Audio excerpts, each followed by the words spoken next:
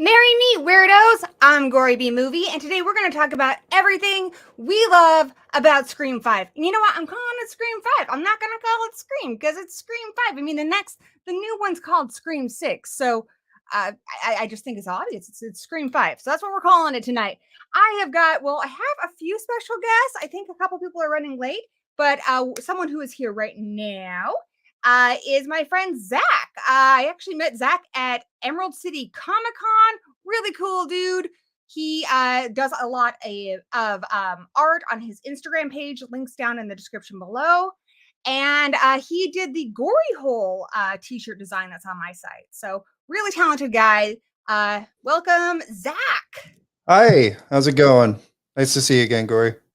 Do you want me to call you Zombie Toon or Zach? I should have asked you that first. Either works. Totally. One helps with branding, one's my real identity. name.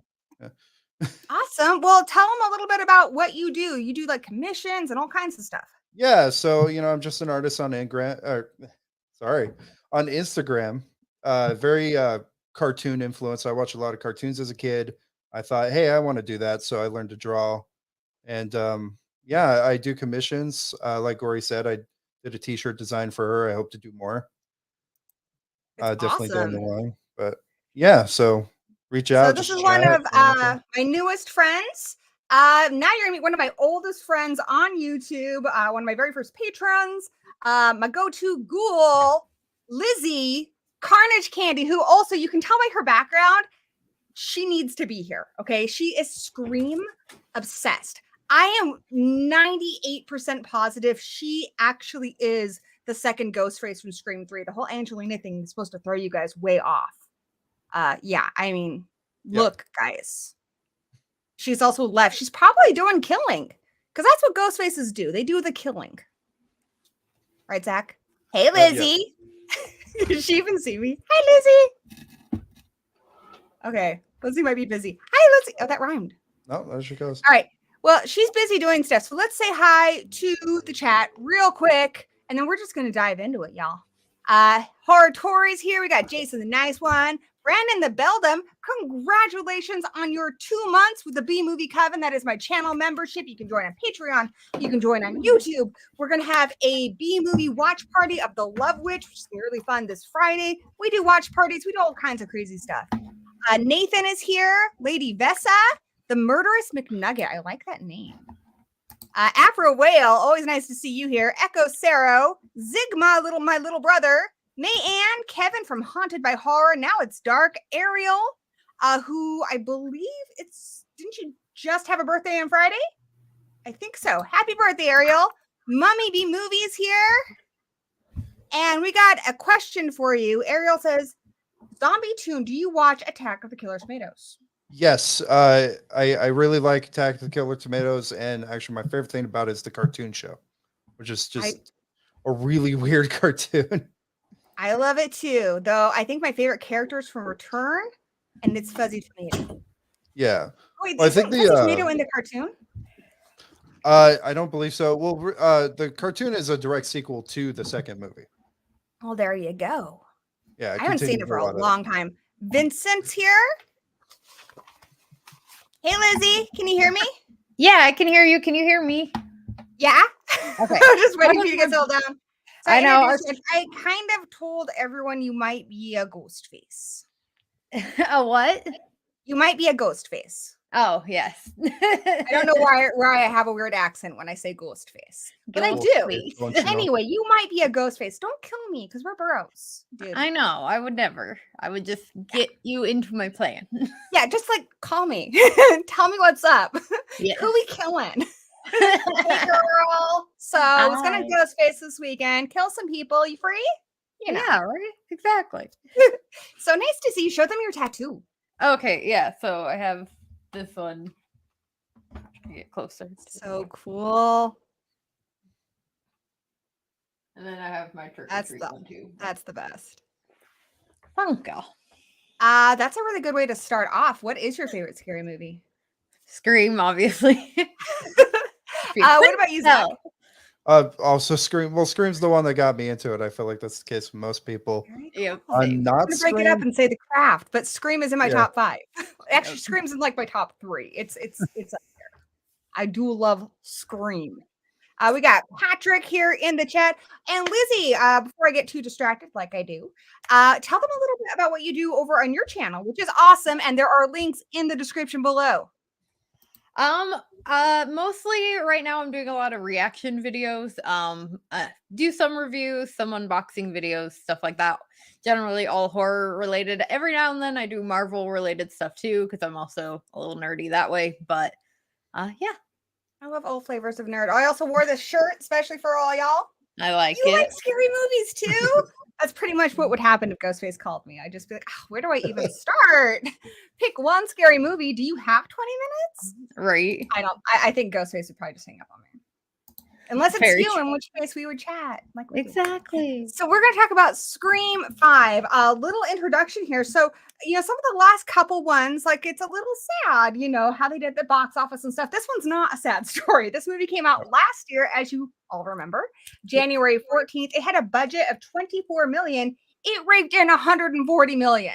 Woo! This movie made bank. That's why we're getting 2 more, which is really cool and exciting. I think a lot of it is because the marketing for this last one and Scream 6 is so good. Because I think Scream 4 is awesome too, but the marketing was just, there was no trailers. There was nothing. Yeah. It's also highly praised by critics. It's got a 73% critic score on Rotten Tomatoes, 82% for audience, which is the highest score of any Scream anything, including the first one. Nice. That's crazy. I didn't know that actually. I didn't know that either. That's awesome. It's just a little bit of knowledge for you. That was me pushing out my fake glasses. Learning with Gory. So this is an easy one because I always ask this question at the beginning of these streams. When did you first see Scream 5? And what were your first impressions? I saw it when it came out. I tried to see it the opening weekend. I think I managed to do that. And I loved it. I was enjoying it all the way through. We'll talk more about it later. This is what we love about it, but I was having a good time all the way through. I didn't know what to expect. It's the first non-Craven Scream movie, and that's always nerve-wracking. I went in really liking Radio Silence, just based on Ready or Not, and their segment in VHS. Just knowing that, so I felt like it was in good hands, and it really was. Those guys knew how to make a Scream movie. I feel like they really had a lot of respect for this franchise. Oh yeah. I was nervous too without Craven, and Kevin Williamson was. Yeah. He initially said no about being involved at all until they he asked if they would dedicate it to Wes, and they're like, yeah, of course, already on the docket. Like that's the first thing we're doing. They made that graphic before they made the movie, I'm sure. Oh, I'm sure. What about you, Lizzie? So I saw it, first opening night. Saw it in 4D. And I loved it. 4D? Yeah, so it's like where the chairs move, which I hated. It was my actually. Really? It kind of sucks. Smell-o-vision? Can you smell the ghost faces? Oh, can you smell the No. But every time there was like blood spatter, it would be like mist which was kind of cool, but I didn't like the moving chairs I like part. Like it. that annoyed me, and it kind of ruined it a little bit. So then I went and saw it again like a couple nights later and had a better Where time. do you live that you have this? I've never even heard of this. Vegas. I should have known. Yeah. I Sounds should like have a known. Vegas thing. So that was my first time doing 4D, and I hated that experience, so never doing that again. But I loved the movie, and honestly, it's in my like top 3 of. Is it in your top 5 films? No, Yeah. I kid. But yeah, I love it. Like I rewatched it again today, and it's one that I like rewatch a lot. Actually, I think I really like 5. So I'm glad that I'm here to talk about it. So What I think is really fun about it is like I have an 18-year-old son, and his friend was over, and actually what he said was his favorite was Scream 4, but that's because that was the first one he saw.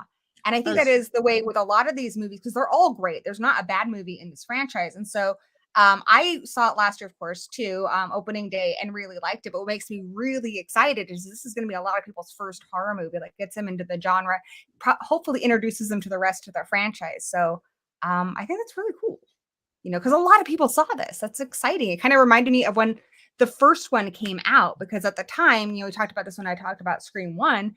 There was a little bit of a lull with slashers, and it came out during Christmas time, which was crazy. But I remember like a lot of people afterwards at school were talking about it and stuff. And it was just really exciting that non-horror people were excited about horror. And I feel like that's what's happening with Scream 5, which makes me very happy. Yes. I think Scream has that way of doing that for sure. Yes. Scream is, any Scream, your first Scream, I feel like is the best introductory horror film, because it dissects horror films. It makes you want to explore that genre. They're always name dropping, talking about tropes, and it's like, maybe I want to check that out, like look into that. And I feel like it has a way of making horror fans feel smart. It's like, oh yeah, I need that. Yeah. What? I'm smart.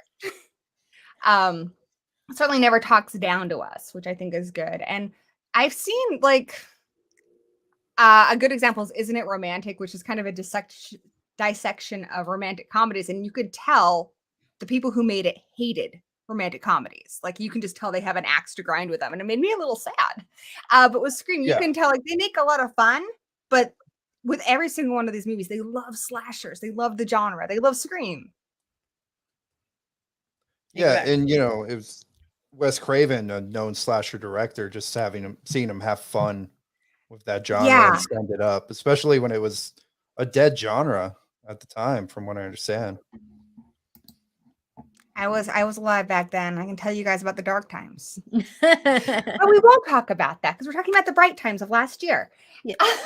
This is the stream that's not supposed to make me feel old. So I have a little, if you guys have any fun trivia, now's the time to drop some trivia. One fun trivia item I learned recently that I think is really fun. I did know that David Arquette is a professional wrestler. He has a documentary called You Can't Kill David Arquette. It's so good. It's because he won I think it was WCW. I think it was WCW at the time. I can't remember when it changed. It was WCW Monday Night Nitro. Yeah, I believe he won it on a pay-per-view. I wasn't like, I was alive then, but I wasn't watching wrestling. I was very young. But from what I understand, it was a bit of a swerve, and they like tricked whoever was competing into having David Arquette win the title, and then the next day he comes on and does this promo. That's the like, you shouldn't trust anybody from. It was for Ready to Rumble, and wrestling fans for decades afterwards were pissed that he won.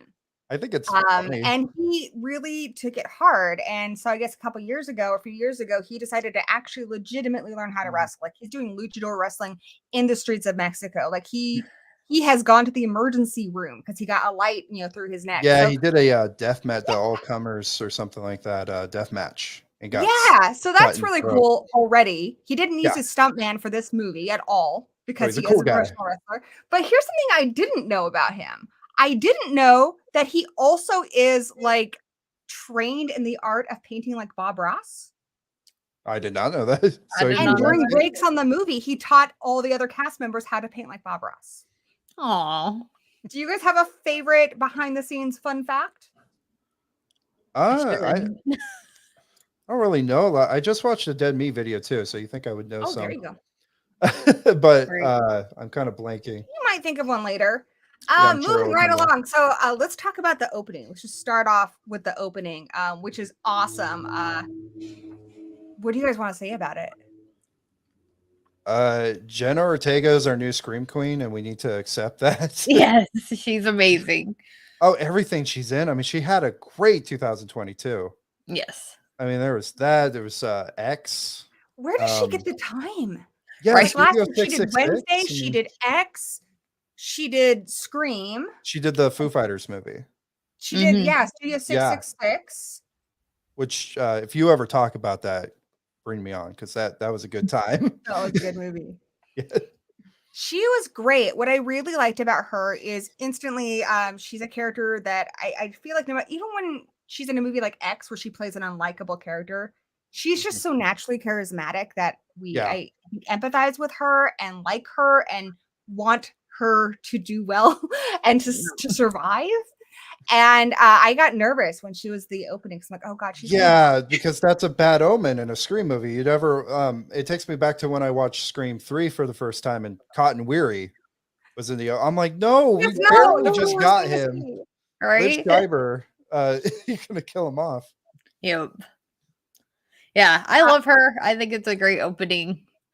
I really like it. I did just make some kind of notes about it because I realized while watching the opening scene that I feel like they give a little bit of kind of nod to like the upcoming film, because Really? when he's quizzing her first, and I wrote it kind of down. So first he says that Sid's in every stab movie except for the last, which of course that's probably like just a bit of a coincidence since Nev Campbell obviously like isn't in Yeah. this because she didn't get paid, Yeah. which is bullshit. Oh, But yeah. and then he says that Gail being the only one who hasn't gotten a phone call so far, and she gets a phone call. So I think that's interesting. Kind of setting it up. Kind of setting like- it up, which also makes me wonder, because I don't know if anybody here is on like the Stu Still Alive train. I'm not personally. I am. But they bring him up, and obviously, like Scream 5, even like Billy's ghost or whatever his image is popped up throughout this. They talk about Stu a lot in Scream 5. Obviously, like Amber being in his house, and he's just brought up multiple times throughout the film. He's tied to other people. They mentioned like his sister, so I think that maybe that was giving a little bit nod towards the fact that he could possibly still be alive. And I was One like, of the writers is definitely in the Stu is Alive camp, and so Yeah, they did a for lot sure. of these cameos Well- for him. In fact, Matthew Lillard is the voice of the metal Ghostface in Stab 8, and he has a Yep. voice cameo at the end. Real quick, I just want to say thank you to Connie Cleary for the super chat. Thank you so much. Much appreciated.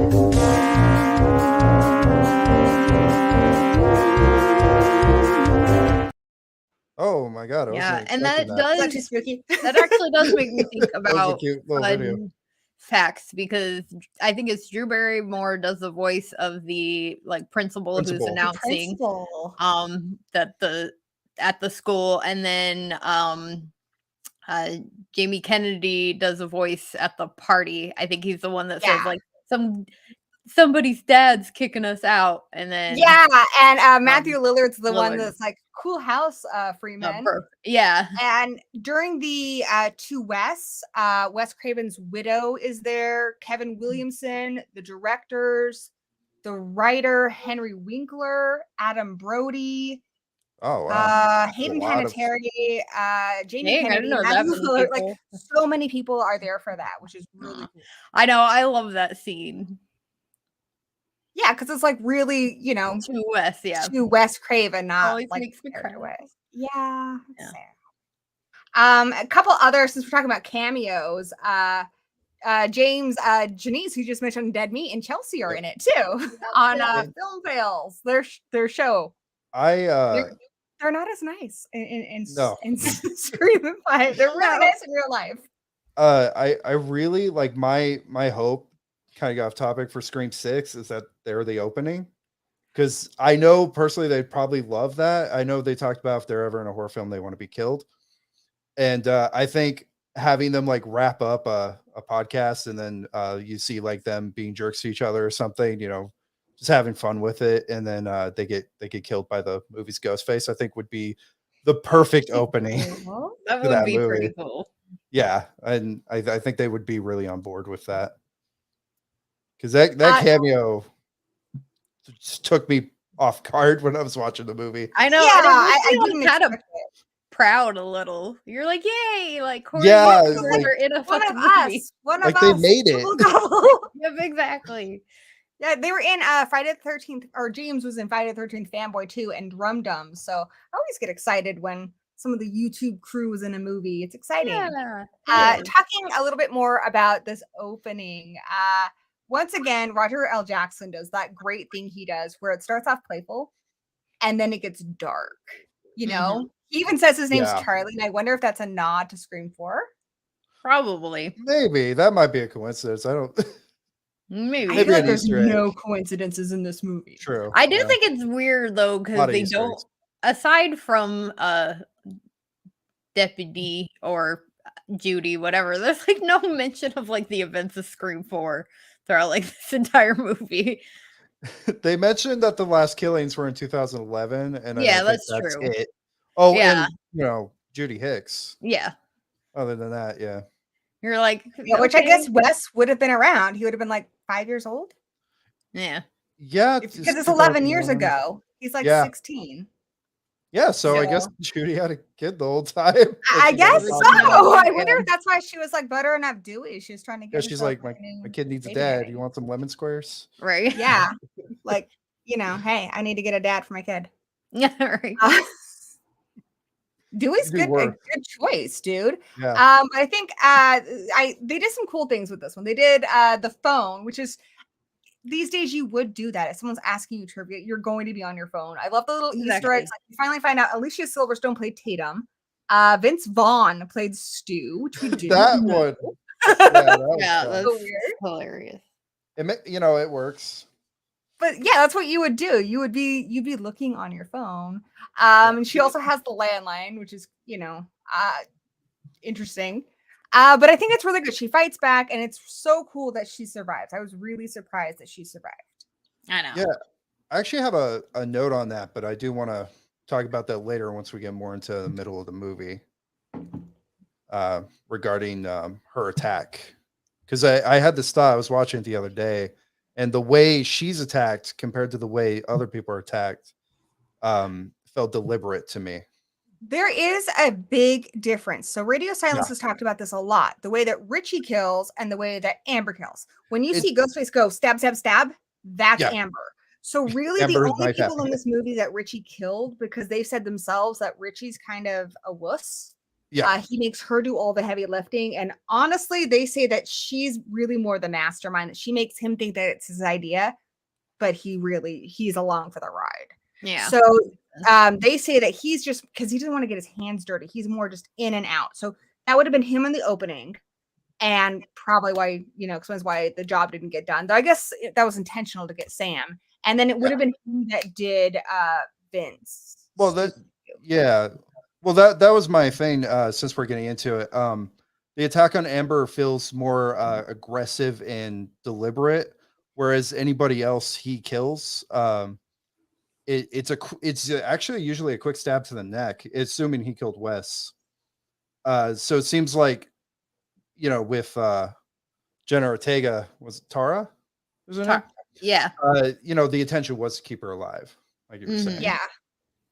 And that's what I noticed. I think it's definitely Richie, at least on the phone, because it's all the stab trivia, and that doesn't seem to be Amber's forte. It could have been her in the costume. She would have had to film herself on the video, but I think it is him.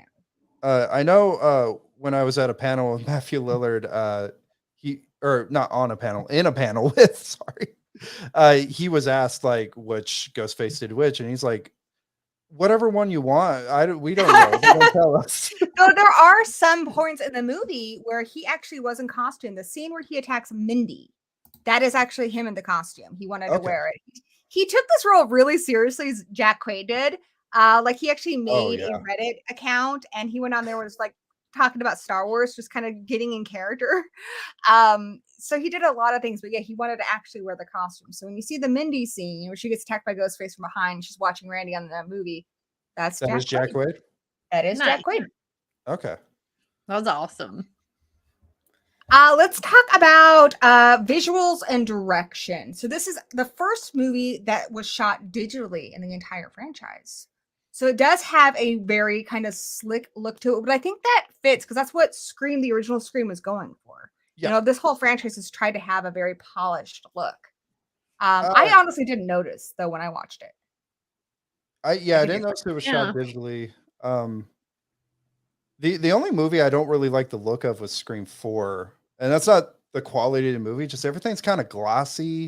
It's because he put a little bit of Vaseline on Yeah, it to and make it look different. Yeah, because I was watching Scream 4 the other day after I watched Scream 5, and it is a vast difference. And I know that's like a stylistic choice. I just wasn't behind it. But this movie looked very sharp. There are some Yeah, really that's- gorgeous scenes in here. My one complaint is there's a gorgeous scene in the trailer. It's the scene, I think the most visually captivating scene in this whole movie is when Vince is killed. It's very like Christine with the headlights. It's gorgeous. But there's a shot in there that was in the trailer where you see Ghostface's shadow against the brick wall, and it just looks amazing. And it's not in the end movie. I was just That's like, true. "God Yeah. damn, But that yeah, should have been that in was a there." shame. That whole scene just so I beautiful. love that scene with the red right hand. Yeah, there. I mean, Yes, such that's a your great fan use moment. of that song. So Get- cool. Yeah, I love that it stops when he turns off the car, and then as soon as Ghostface pops in, it starts up again. It's really Yes. probably the best use of that song. I think, before the original or up until the original. Which Yeah. between this and Halloween Ends, can we get a Christine sequel? Like everyone Yeah, seems to be, there's a lot of having massive boners for Christine. Just give me a Christine sequel, all right? She's obviously not dead, so make it a happen. requel. Probably. Were there Christine sequels? Are there sequels? Yeah, Not as far as I know. I don't because think I know, so. like think with Stephen there's King talk of a stuff. remake.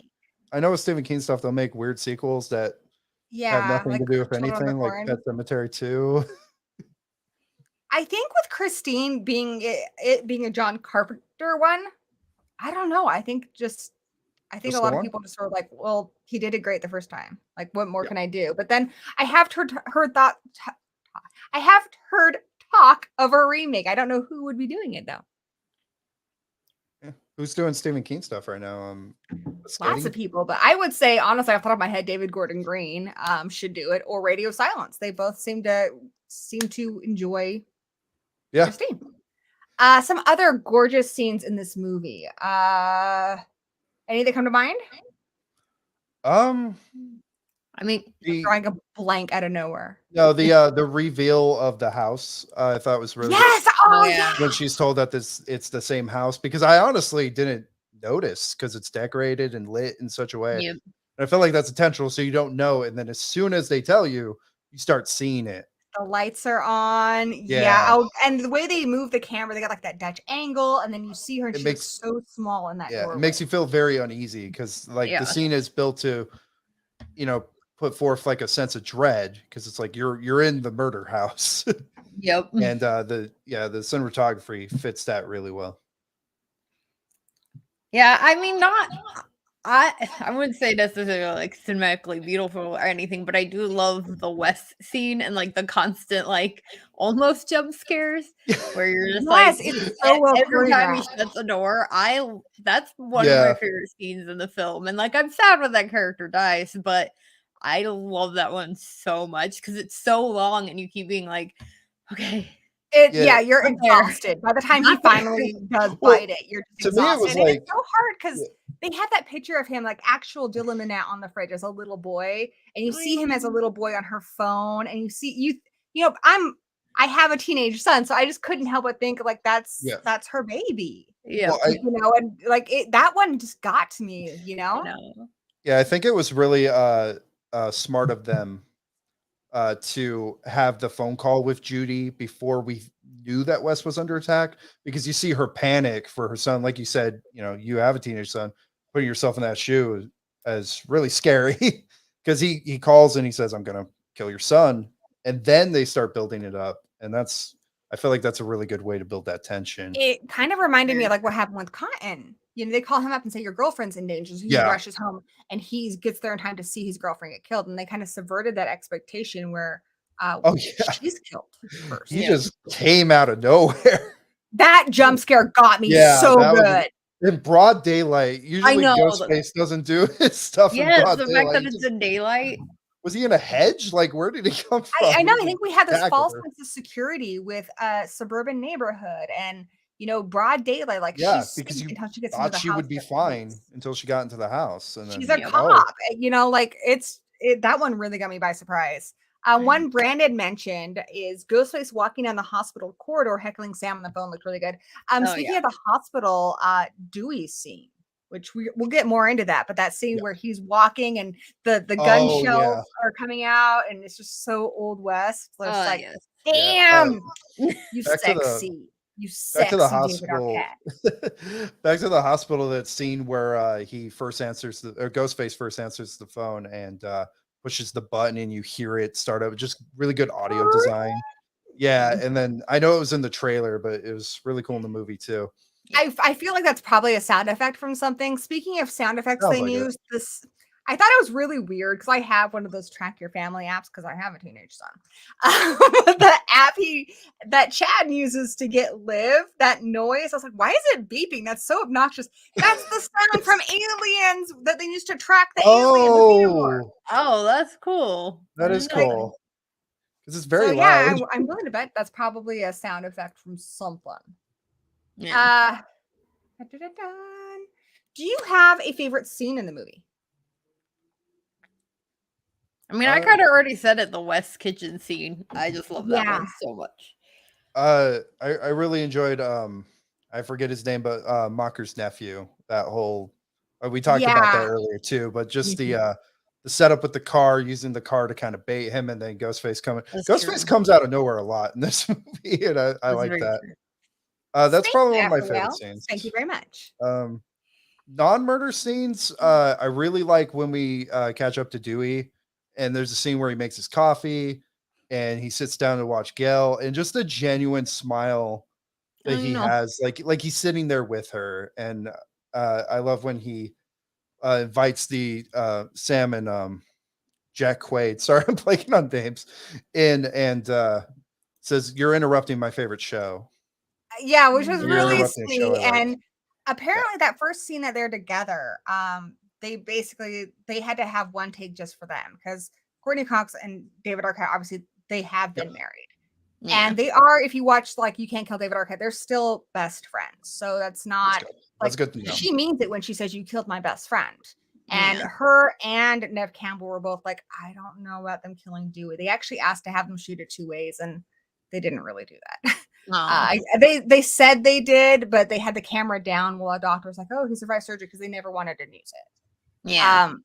But yeah, it really did kind of cut them deep when they had to do that scene where they first see each other. She shows up, and I guess they were just both crying because so much of what they're saying, probably felt really close to home. Yeah. More like about David and Courtney than Gail and Dewey, and like Yeah. their relationships have paralleled so much too anyway. That's what I was You gonna know? say is like throughout the entire franchise, the relationship has kind of followed because even in Scream 4, like they are clearly like having issues as Gail and Dewey, like they're clearly not like in a good place. And then after that film came out, and then they announced that they were divorced in real life, and I was like, "Fucking Yeah. kidding me?" Yeah, they And had then- filed for divorce and they were not officially divorced till afterwards, but you can tell like it works so well for the movie. It's like when you watch the first Right. one, you're like, wow, they actually Really are falling sad. in love.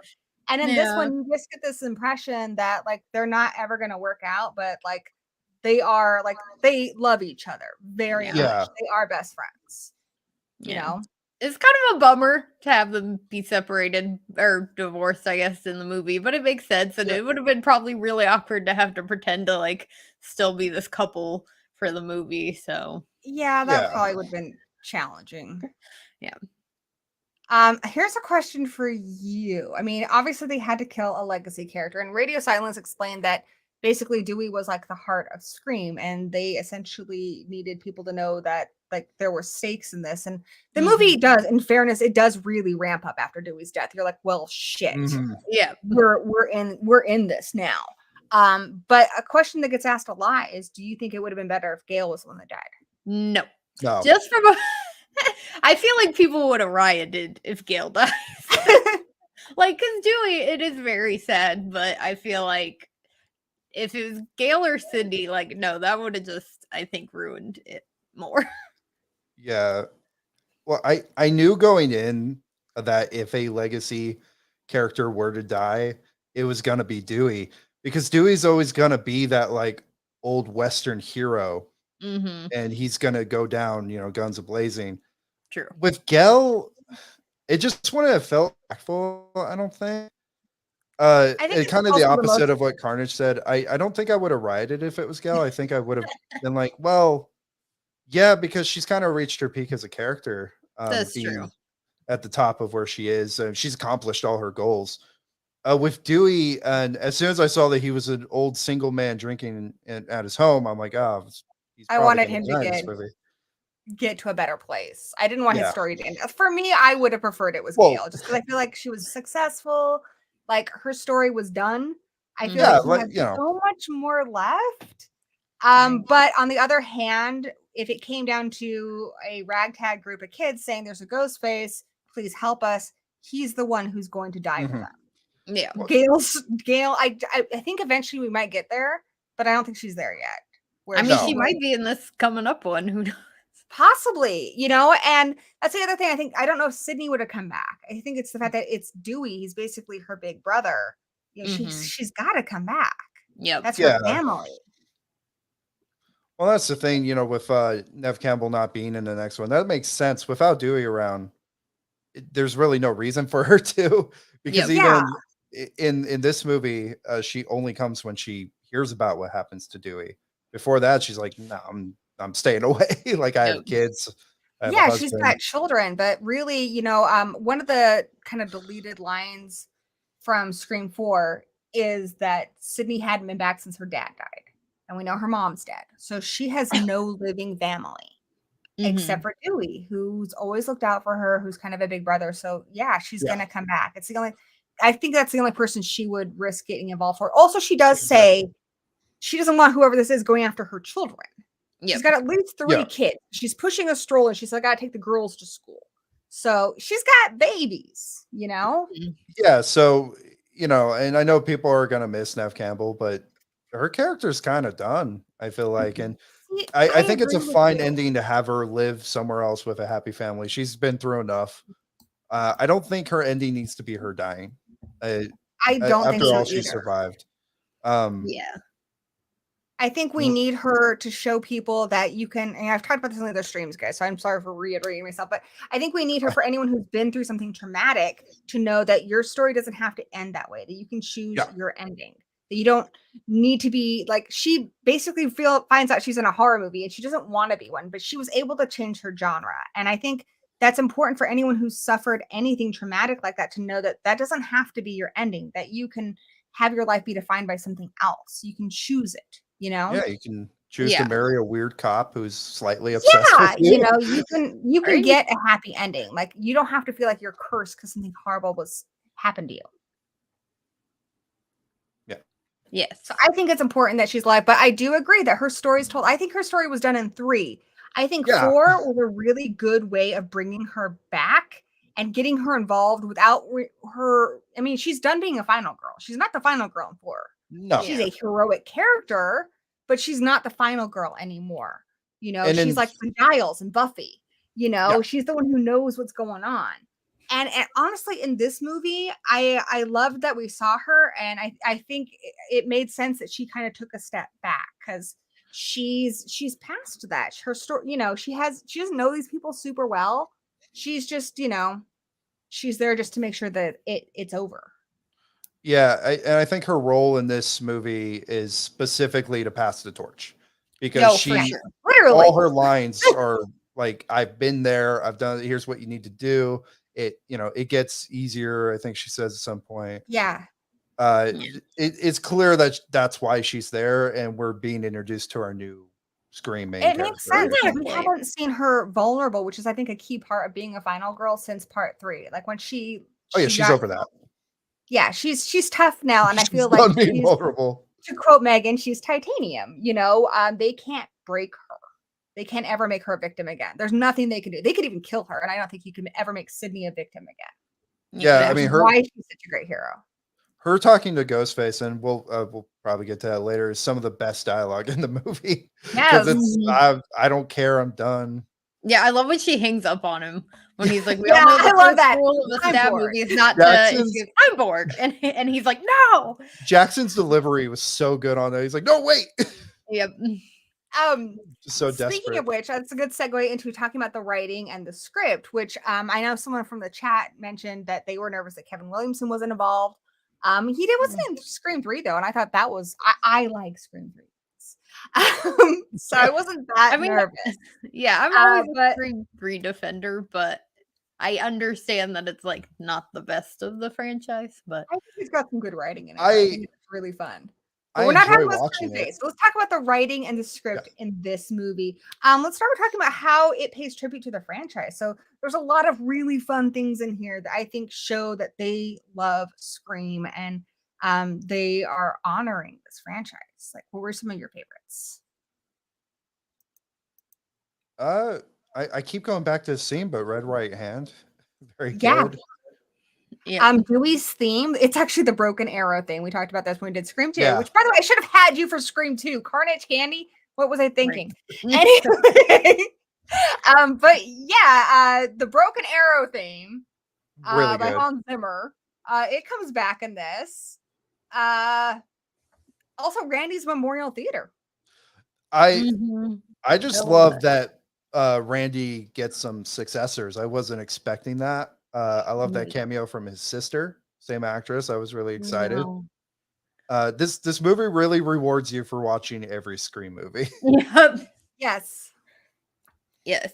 Very true. There's a really fun video on Jamie Kennedy's YouTube channel, which is a lot of fun, about how he was just like in tears that they called him up and they wanted him to do that line, but they also were asking like for real photos of him. That's his prom photo. That's the painting. That's his Oh, prom really? photo.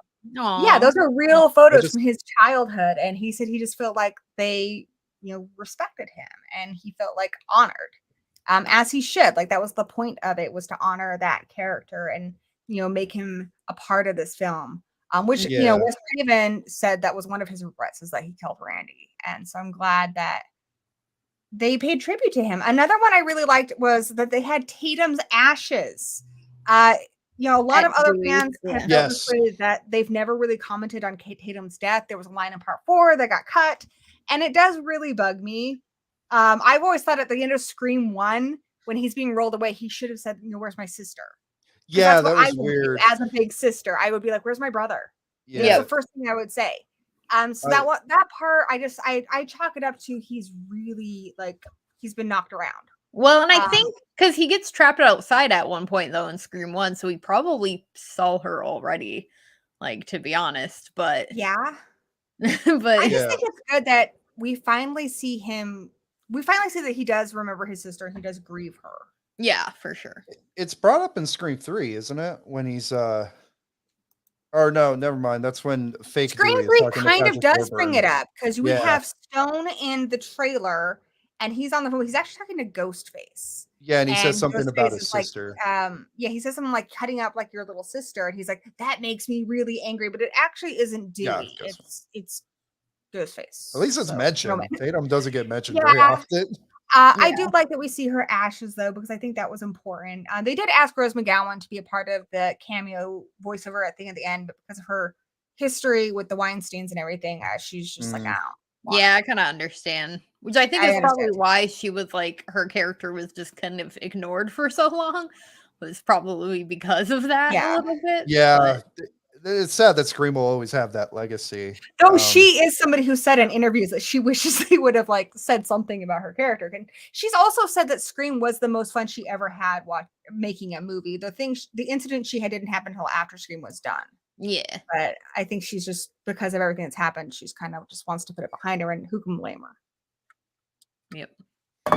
Also, the reference to Mark, I think it's really cute. I read an interview recently from Nev Campbell that she didn't even catch that was a reference to she married Mark from part 3. I love Like that. she had a fan asked her, she's like, "Oh yeah, I said the line and I didn't pick up on that." So I Googled it today. I was like, that's the name of the cop, right? When I was watching it, because I was like, wait a minute, who the fuck is Mark? And I was like, oh yeah, which is weird because she plays McDreamy. She plays his sister in Grey's Anatomy. Really? I didn't know that. Yeah. That's funny. I watched some of Grey's Anatomy. I've never seen it. I just read that on IMDb, but I thought that was okay. I know I read it in that interview. The interview she was talking about that. Oh, that's funny. I shot him 6 times this year. What's up? 5 more days, I know. Some more fun Easter eggs. I love the lemon squares note on the fridge. I know, that's so cute. His little face he makes them, my husband and I were talking about it. We're like, does he think the lemon squares taste like ass? I think he does. Probably. Gail was right. If you go onto the Scream Instagram page, they actually have the recipe for the lemon squares.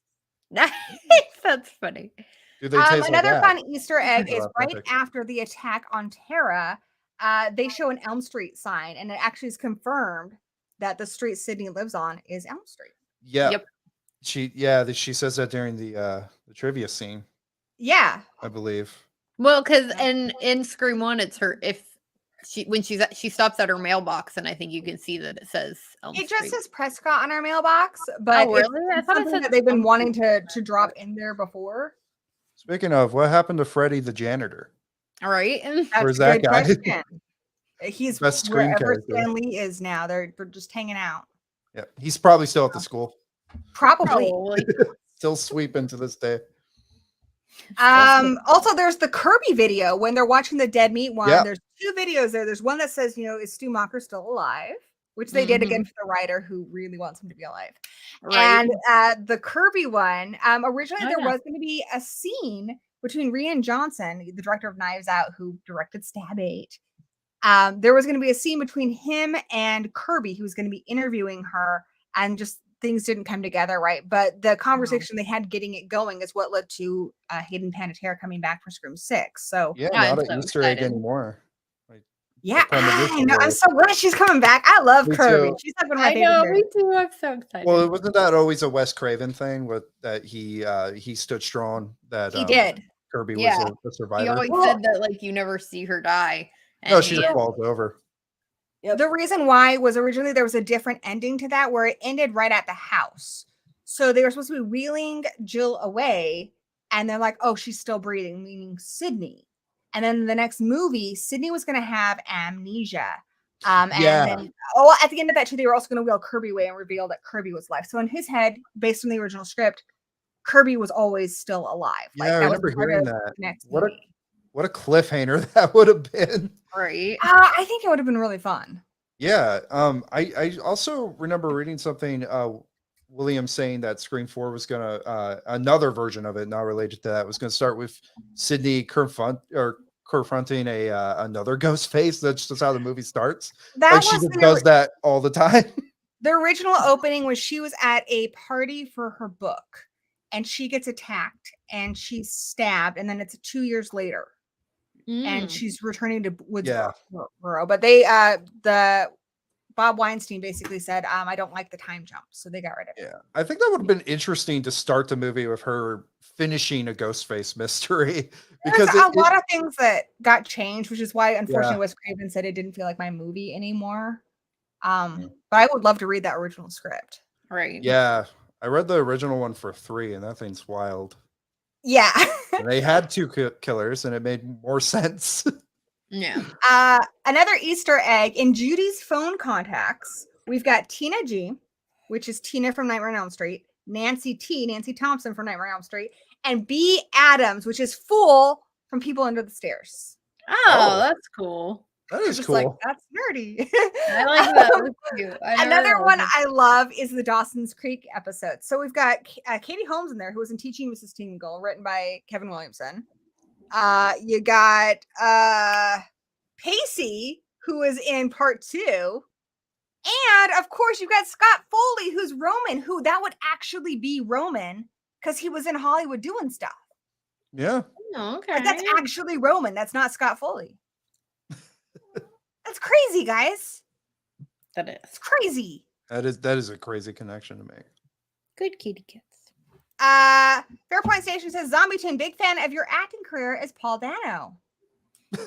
I guess you're the Riddler, apparently. Yeah. Which I would take as a compliment. Do I look like Paul Dano? I never thought of that. I don't know. I don't see it, but maybe. Maybe if I shave I'm not it that all familiar off. with him. But a big thank you to you and thank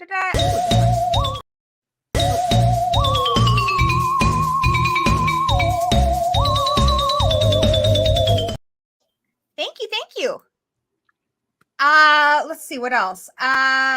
Mentioned that one. The Chad and Mindy thumbs up thing. So it's kind of a lot like with Dewey, where Chad was originally supposed to die, and they thought he was just super charismatic, so they let him live. And at the end, him and Mindy both do the thumbs up thing, which was what David Arquette did. Yep. Yeah. I'm glad they survived. They're definitely dead in the next movie because I like them so much. I'm just calling it. I think Mindy's gonna die just because I want them to keep Kirby alive, and Mindy. I honestly, I think I like Kirby more than Randy. And if Kirby's back, you don't need Mindy. True, but Kirby being, a legacy character always makes me nervous because she's not one of the core ones, and there's always that chance. I think that the really smart thing to do would be to move her more to the center, especially if they do end up doing something to Gale, because they don't have Nev anymore, but you have this character who's really interesting, who's become a cop, who survived Ghostface, who's gone into hiding. It's a really interesting character with a lot of story. Well, she fills that Dewey void too, I believe. Yeah, she could also fill the Sidney void, because I know a lot of people are not super on board with like the new cast. So you could have her kind of joining this new cast. Yeah. True. So she could be like the Dewey. I just think bringing her back again for 7 is the way to go. But I love Kirby, so I'm going to say that no matter what, guys. I'm really biased. Oh no, I love Kirby too. I'm preparing. Yeah. Very true. Just in case. If I'm wrong, I'll be happy. Right. I'm worried about the twins though. I know, me too. Because they're combined, they are Randy. Yes. Yeah, I feel like Chad, I don't know if he's quite feeling the Randy thing. I just he's feel like the horniness part of Randy that Yeah. we got. Yeah, They're like divided. I feel like because then again, Chad was the one who told his girlfriend he didn't want to sleep with her, so he wasn't that horny. True, but because he was following the rules. Because he didn't want to die. So, yeah, I don't. I feel like they both have that Randy. Can I talk about a line of dialogue that is really dumb? Actually, I'm so glad you said that, because my next question was going to be, what are your favorite lines? So hit it. I'll get into Chad. Sees his girlfriend's ex or some guy who's stalking her. He looks 30, so that's kind of weird. Vince, who another connection there. He was in the Nightmare on Elm Street remake. That's Kyle Gallner, who, by the way, was awesome smile this last year. He is a Scream King. I know he doesn't get enough recognition as being in horror. Because like Jennifer's Body. He was in Smile, right? Yes, he was in Smile. Yeah, okay, he was the cop, right? He actually auditioned for the part of Richie, and they gave him the part of Vince because they liked him, but he didn't get that. Yeah. Makes sense. But so Kyle Gallner. Chad sees him, and he's again, this is really dumb line, but he's like, "I'm going to introduce him to Hobbs and Shaw." Flexing his It's so douchey, but I love it. It's a character named Chad. He's got the Leatherman jacket. He's got the kind of like crew haircut. He's obviously like a tough jock, and just hearing him say that, like, he watches Fast and Furious. Of course he does. Of course he does. Of course he does. My favorite line, I think, is the one you hear from Gail's morning show right when Dewey starts talking to the kids, and she says, "If I ever get bangs against someone staging intervention," I love that. I love it because it's just referential. My other one I have is when Dewey asks Sidney if she has a gun, and she's like, "I'm Sidney fucking Prescott. Of course I have a gun." I love it. Yeah, that was a cheer moment for me. What about you, Lizzie? Yeah, I should have written down favorite lines because, of course, now that you're asking me, I blank. But really quick, I want to tell everyone in the chat, you guys are safe in the gory hole. I have protected you. 1, You can't make comments in the gory hole unless you've already been a subscriber for 1 minute. 2, I have blocked certain keywords that anybody douchey enough to drop spoilers might say. So you guys are safe as houses. I don't even know what that phrase means, but I'm using it. That's good. Anyway, Lizzie, I what's don't up? need that. Good. Yeah, I mean, I love that line that Sidney makes about like, of course I have a gun. And I'm like, now, of course, that you asked me, I'm blanking on lines, but that's a good one. It's all good in the hood. I do have another one. It's where they're. First of all, I want to talk about how good the rule scene is, and I feel I like do it's love the that. best since Oh! the original. I love that. There's a line I love after Wes says that it might be Dewey. Go And for it. he's That's the one I was going think to say. you're the killer because that Killer, cut 'cause that deep. cut deep. Oh, Yeah, it's so good. that is probably honestly like a Yeah, favorite. I think that's the funniest line in the movie. Just how Like, sad his Arquette is when he face is delivers like- it. Like, 'cause that cut deep. Yes, that is probably definitely a favorite line. Great line.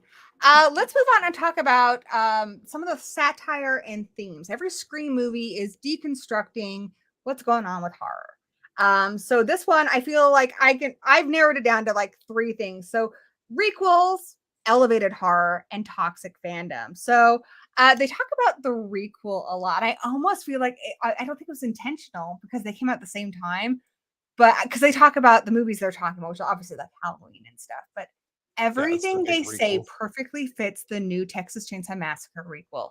You bring back a legacy character. You try to put in social commentary to make it elevated. And you know, all the thing, what they're saying about Stab 8 specifically, like how that was a requel and why it failed and why it pissed people off. And my husband was asking me about it. He's like, well, people like Jordan Peele. I'm like, that's what they're saying. They're saying it didn't belong in a slasher movie. Yep. You know, because it's a different tone. You know, but they're doing it because they're trying to check off all the boxes of what's popular right now. I was like the Texas Chainsaw Massacre requel. Yeah, You exactly. know? I think would have been a decent movie if they didn't do the Sally Hargitsen stuff like that, because it feels so tacked on. Because it Yeah. has nothing to do with the rest of the movie. She just kind of shows up and spoiler, sorry, she dies, and then they move on. Honestly, because Marilyn, off topic really quickly, and then we're getting back to this, but because Marilyn Sorry. Durrance has passed and Toby Hooper has passed, I thought it was not their character to do that to. No, and Yeah. they could have made a decent short Texas Chainsaw movie without that. It feels like they were just doing that because that's what you do They now. did it Yep. because Jamie Lee was in Halloween, and it's just Yeah. kind of That's like what I was gonna say. you Yeah. were talking about at the end. You know, Amber says you can't have Halloween without Jamie Lee. You know, because that's why they need Sidney in their movie. You know, which kind of like you said, it sets up the next one. I think it actually is kind of smart that she's not in the next one. Why don't they Mhm. use who played Stretch? Caroline Carolyn Williams. I Yeah, love her. why didn't they get her? I mean, that They seems should like- have. They should have. that would have just Carolyn been a better Williams- choice. Honestly, she is a better final girl than even Sally, because Yeah. Sally goes insane at the end. Like, it's really tragic because she's alive, but she's broken. She lost. You can tell she's never coming back. You watch Next Generation, and she's in a mental ward. That poor girl is The broken. very canon movie. Stretch is Next fine. Generation. Stretch is just freaking fine. She's My happy. husband and I joked that he said he's gonna write the next Texas Chainsaw Massacre where they go to space and they need to With bring Chop Stretch Top. back. And the Chop Top tagline in will be, space. Houston, we have a problem. Guys, it writes Right. itself. Right. That's good. But I digress. Yeah. So yeah, they talk about the requels. One of the things I like that Dead Meat says, they're like, you know, why did they call it Stab? They could have just called it Stab 8, which 8. it is really annoying, especially if, like me, you have the 2-pack. They released Scream 1 on 4K and I Scream know. 5 on 4K. And when you open it up, you have no idea which one's which. That's literally the Yes! problem I had today when did I this went to go yesterday. rewatch it, because I was like, yeah, I'll show it. Because yeah, so it's like that. You open it. Thank you. I And have it's the same one. just that. I It's like, put in the Oh, wrong yeah, one. that's the same movie.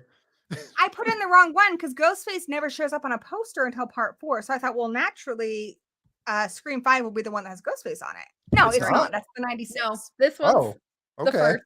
That one's the second or the I would think the opposite. Just looking at that, Exactly what because I the thought. font on the on 5 looks like the old Scream font. you have to read at the bottom. It says 99 on that one, and then it says 2022 It's on this one. annoying.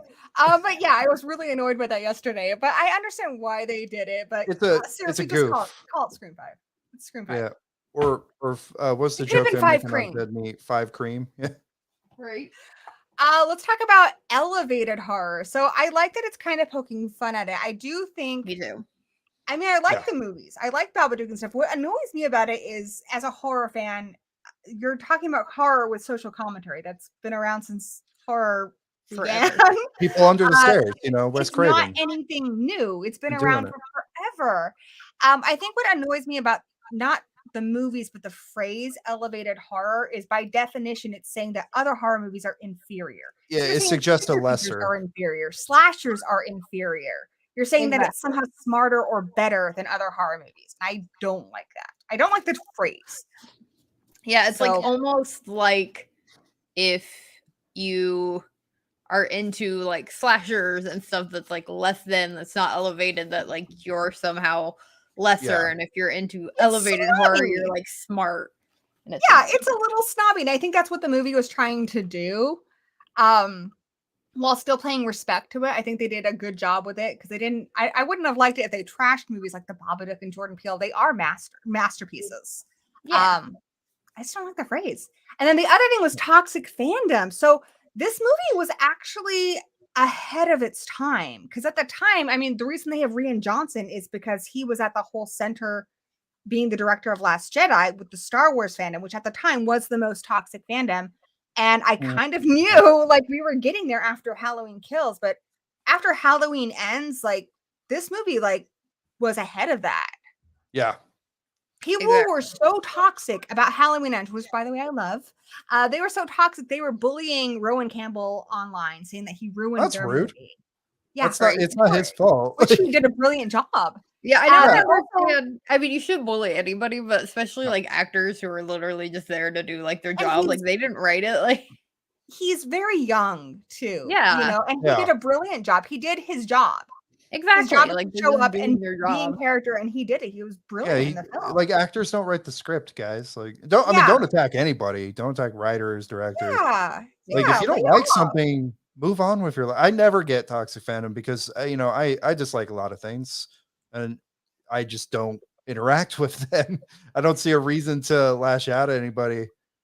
And I wasn't the biggest fan of Halloween Ends, but I don't like discredit anybody who is. My biggest complaint is I think the character's name was Cameron. I think would have been better in that role because he would have been around the entire time. It would have made more sense for Allison to defend him. That's a good point. Just because of history. That's my only complaint. I don't mind the actual story of somebody else inheriting the evil and stuff. I think it being a character that comes out of nowhere.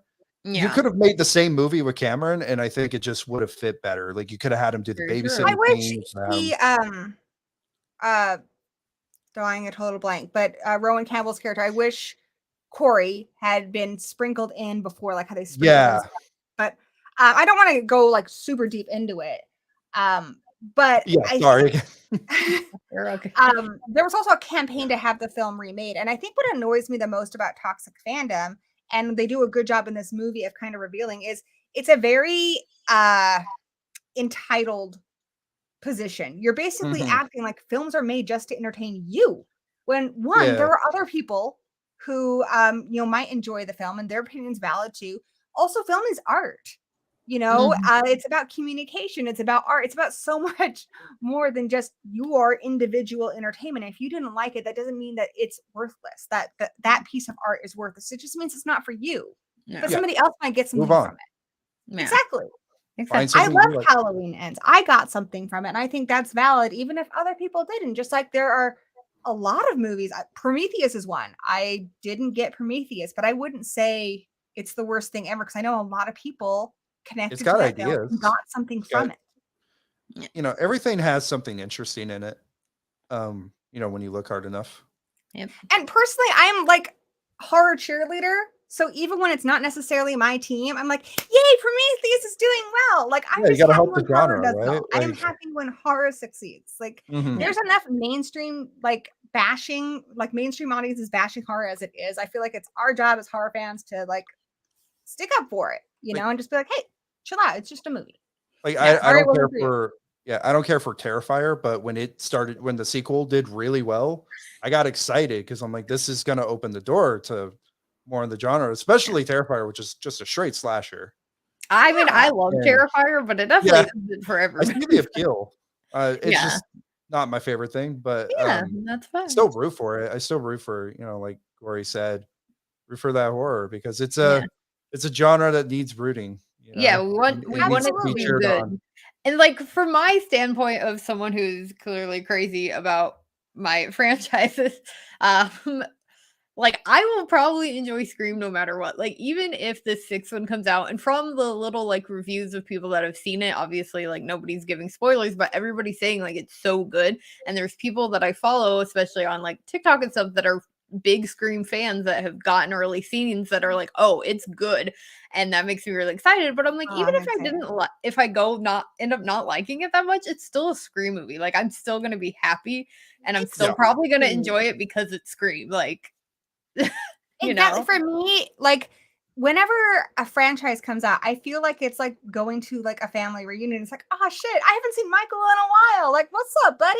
You know, right? like I'm excited to see Kirby again and Ghostface, and I'm gonna have a good time no matter what because I like these characters. And it's Yeah. been a year since I've seen them, and we never know. We have no guarantees ever that we're gonna get another movie. You know, and you know Yeah. what? Worst case scenario, you absolutely hate it. It doesn't take away the movies we already have. Exactly. I will have say- some franchises, Batman, where there are just movies I just don't acknowledge that they exist, and that's okay. And if other Yep. people love them, that's also okay. I don't need to watch them. Well, yeah, exactly. as I'm somebody coming who around to was Batman in and the Robin. Batman, I have to speak for that I movie love the quality Batman. since I was in it. I actually You were haven't in seen it? yet. No, there's the Paul Dano Oh, joke. Paul! Yeah. I'm so gullible. I am so gullible. Don't use Sure, that to I your was, advantage. right there in the back. I was in the court scene. Or So, funeral how do you scene, guys whatever. feel about how Scream tackled these themes, or how it used satire to explore horror? Yeah, I mean, that's a great thing with Scream is the fact that it tackles something that's present in every single film. Like every single one is addressing something. And obviously, like I know there were people that were like, annoyed about them tackling the toxic fandom, but that's what's been going on right now. That's Like you current. said.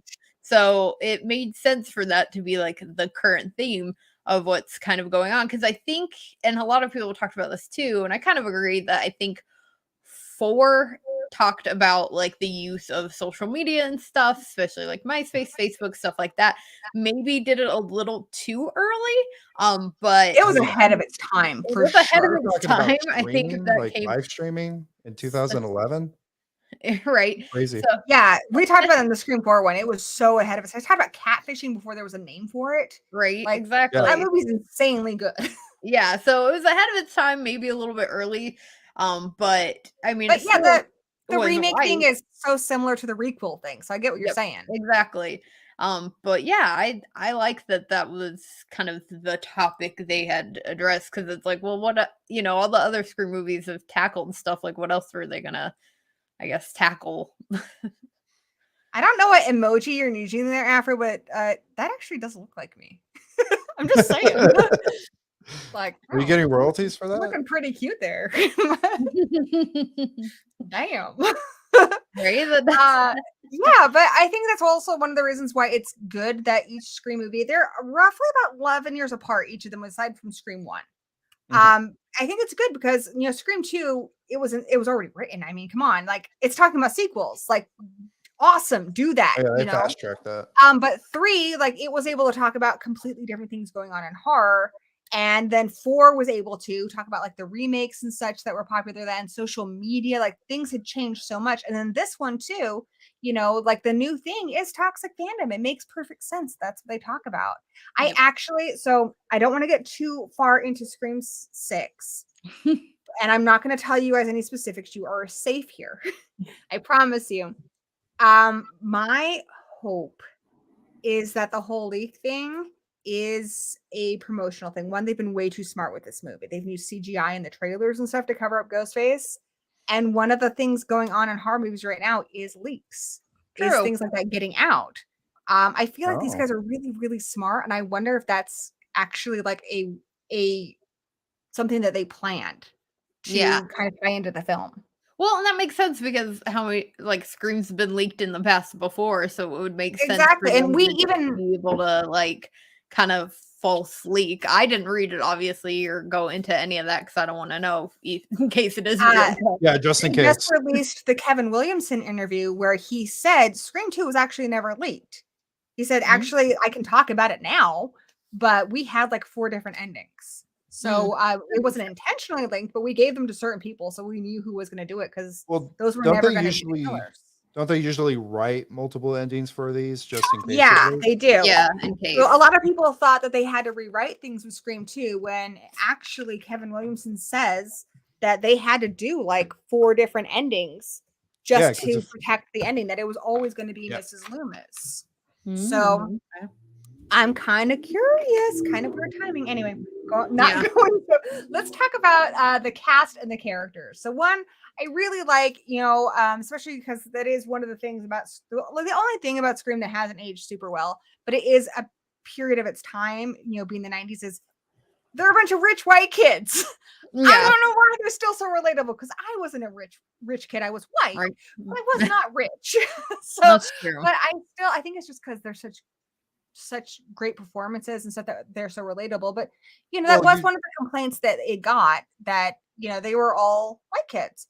And this one, we have a really diverse cast. We have racially diverse cast. We've got people who are LGBTQ plus. I think that's really cool. Yeah. I mean, Yep. yeah, I agree. Because maybe like 90s small town Woodsboro probably was mostly white, but Well, Woodsboro, and California. that's the other thing too, is I do live in a town that's not super racially diverse. We have a large Hispanic population and we have a bunch of white people, but like we don't have that big, but big of that much diversity. But they are in California, where you'd be like, that's true. It makes they more probably sense. should be. And that's another reason why I like that this movie did so well, because there's a lot of people who are probably, LGBTQ plus or who are of different races where they love that movie, but now they get to have a character who they can, it's just nice to see yourself represented in film. Like me as a little girl, I connected more to Jamie Lloyd than Tommy Jarvis because I was a little girl.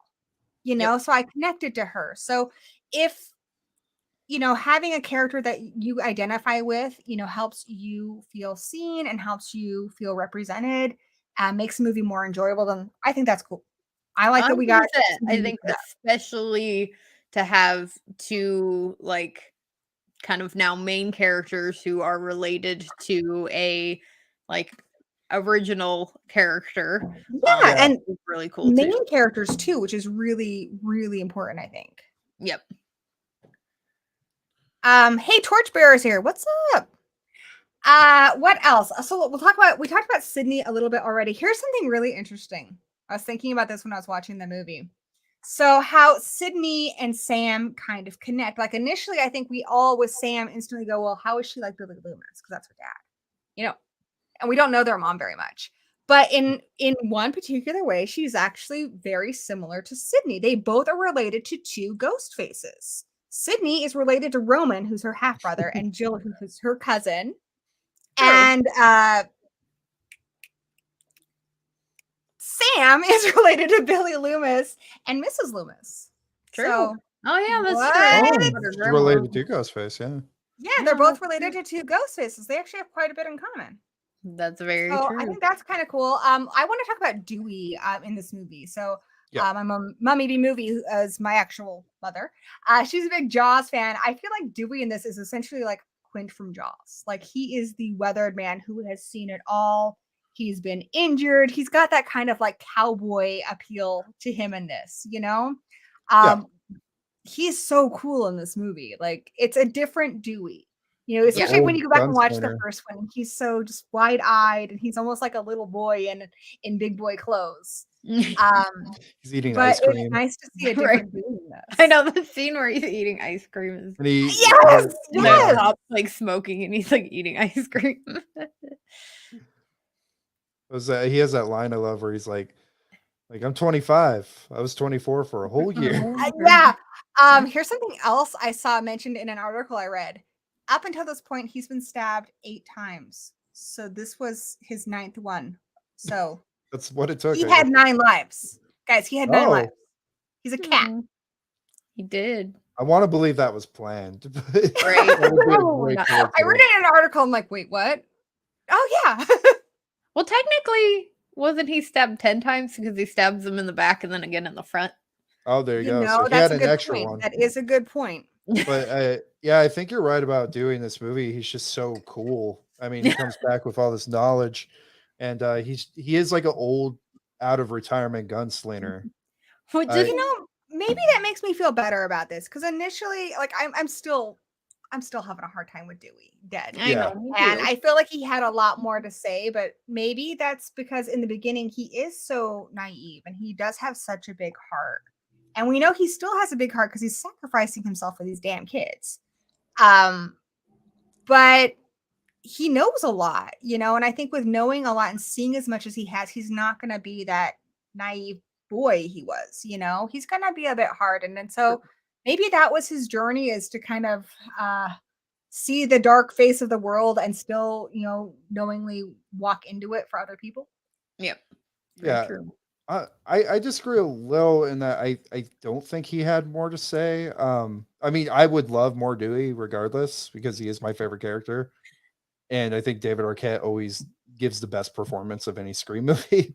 True. But So good. I think reintroducing him in the way they did, having his relationship with Gail be over, but they still acknowledge each other as friends.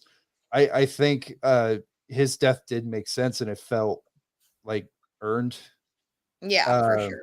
Again, wasn't happy to see it. Always going to be devastated, but I didn't feel like it was unearned and like it didn't come out of nowhere. And the fact that he died going back to follow the rules and to do the right thing. Well, really he's a fit. hero, and there's one thing, like, he's brave in all the movies, but especially the first one, like, he doesn't know what he's dealing with. Nobody knew what they were dealing with. It was the first movie, you know. He knows now. He's been stabbed. He knows it hurts. He's nearly died. Like, he knows damn well going back there he can die, and I think that makes him like the bravest character in this film because he knowingly goes back there, knowing that he can get stabbed, he can die. Knowing that that's a definite possibility he goes because it's the right thing to do, because he knows if he doesn't, that character is going to come back, which obviously they do because they're wearing a bulletproof vest. Yep. The only thing that Oracle bothers me, 684 likes your background, Lizzie. I thank you. By the way, check out her channel because you're just going to see tons of Ghostface stuff all the time. Yes, I have a whole playlist of everything that's just Scream related. So I'll make sure to check that out. thank you. I'll check out yours too. But I don't have a only- channel, but I'll let you Oh, know you if don't. I do. Instagram. Well, what do you have? I have an Instagram and Okay. Gory, do you mind a little selfish plugging really quick? Oh, Or- no. For it. Of course. I will have a podcast up and running on Spotify.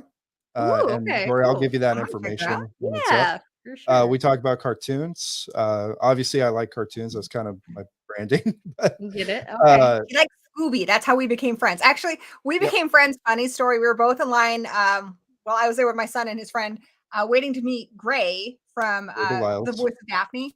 And we started talking to this guy who he had a Danganronpa sticker and stuff. So we're just like, oh, this is our people. And then we Nice. all went to get Scooby Dogs afterwards, and we've been friends Aw. since. So Oh, I love that. But I was Yeah. gonna say the only thing that bothers me is like a little bit of the time lapse between when Dewey leaves his like trailer, because literally they leave and then they turn around and like he came, but he was like he had to text and talk on the phone to Sidney. He was you know doing what a it lot of is? stuff. You know what it is? It's Get just like my ready. cat. My And cat does this. My cat takes like a 15 minutes just because my cat doesn't want to seem desperate like the dogs.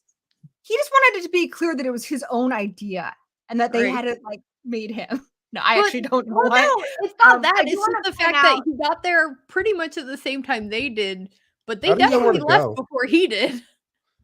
How did he know where to go? He went That too. to.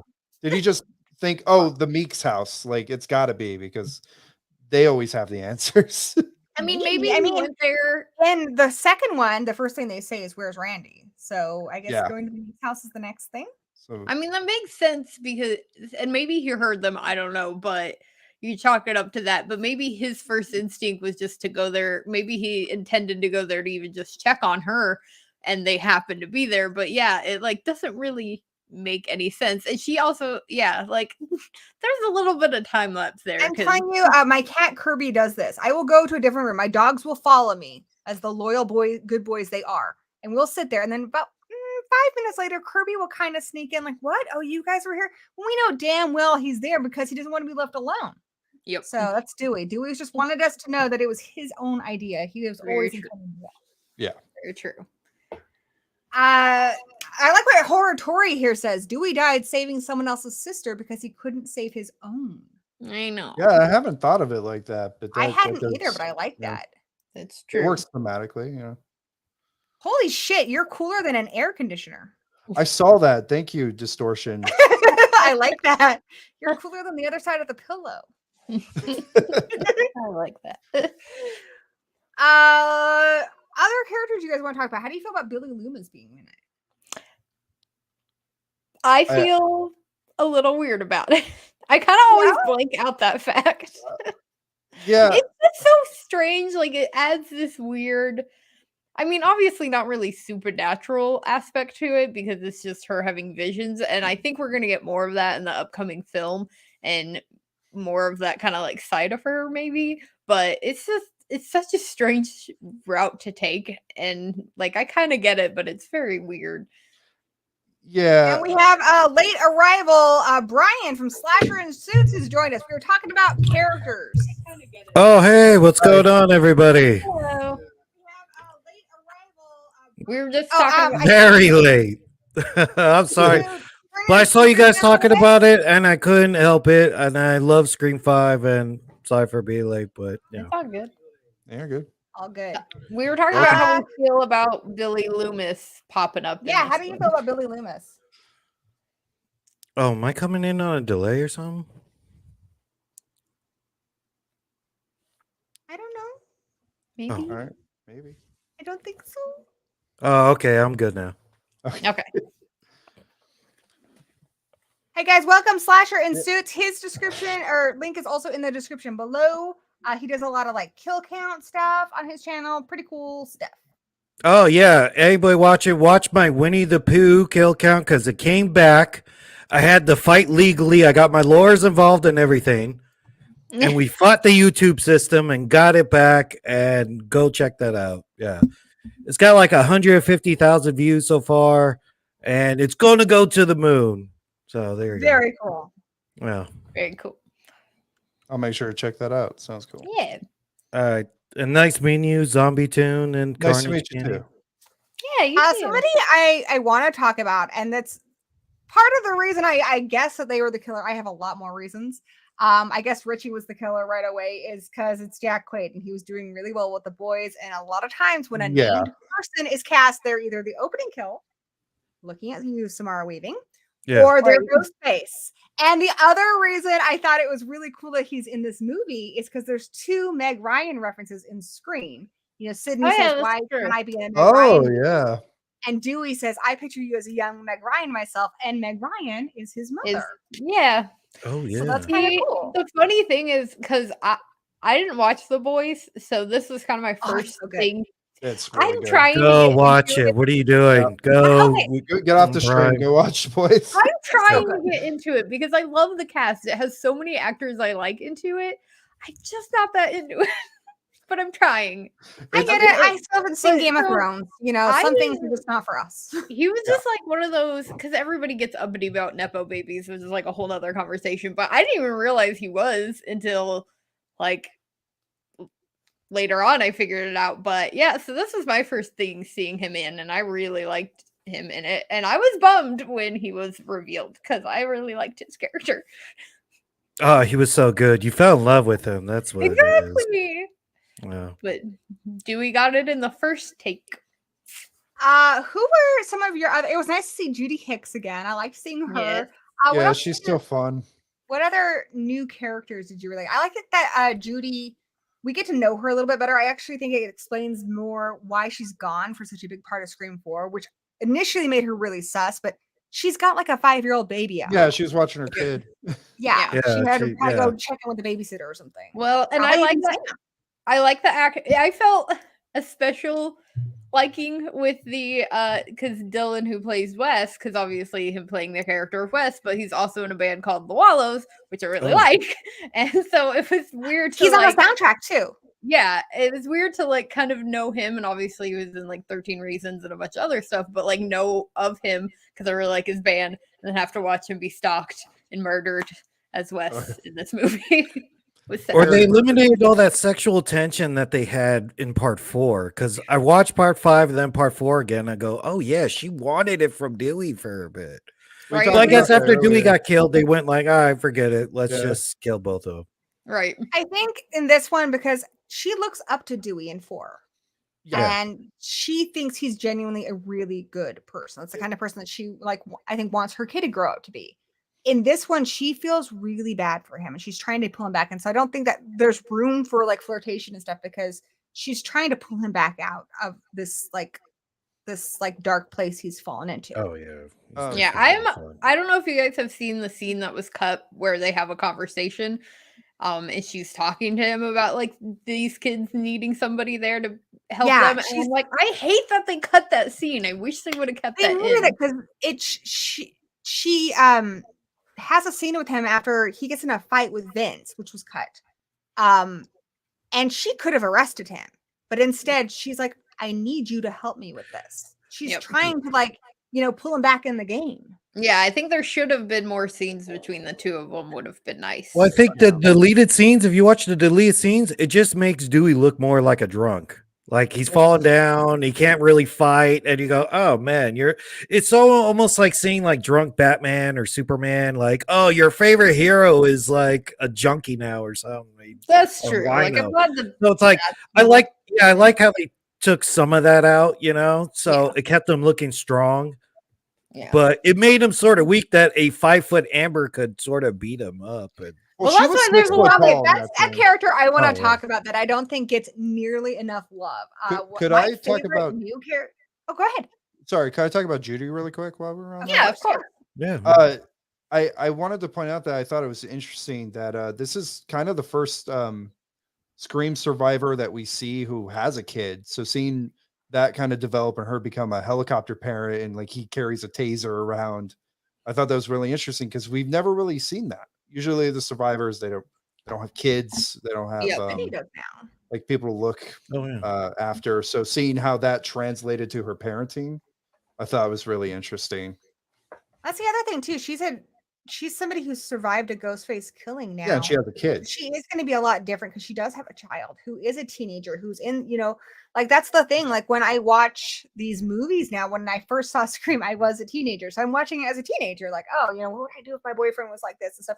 I watch them now as a mother of a teenager where it's, Yep. it's scary. I don't know what's going on at his school, at high school and stuff. And you can't be there to protect them from everything, especially and this movie. I feel Wes is it like really paranoid too. He's like, don't trust those apps. They can track you with them and stuff like that. Yep. Well, His yeah. friends make fun of him. I just like seeing that, like a Scream survivor with a kid. Like, how would that translate to their parenting? Yeah. Yep. I Very thought that was true. interesting. Very Giving true. Judy a teenage son was a great idea. Yeah. The I funny think we're thing getting is- a little of that with Sam and Tara. Mm-hmm. Yeah. It's not her daughter, but she is in a parental role.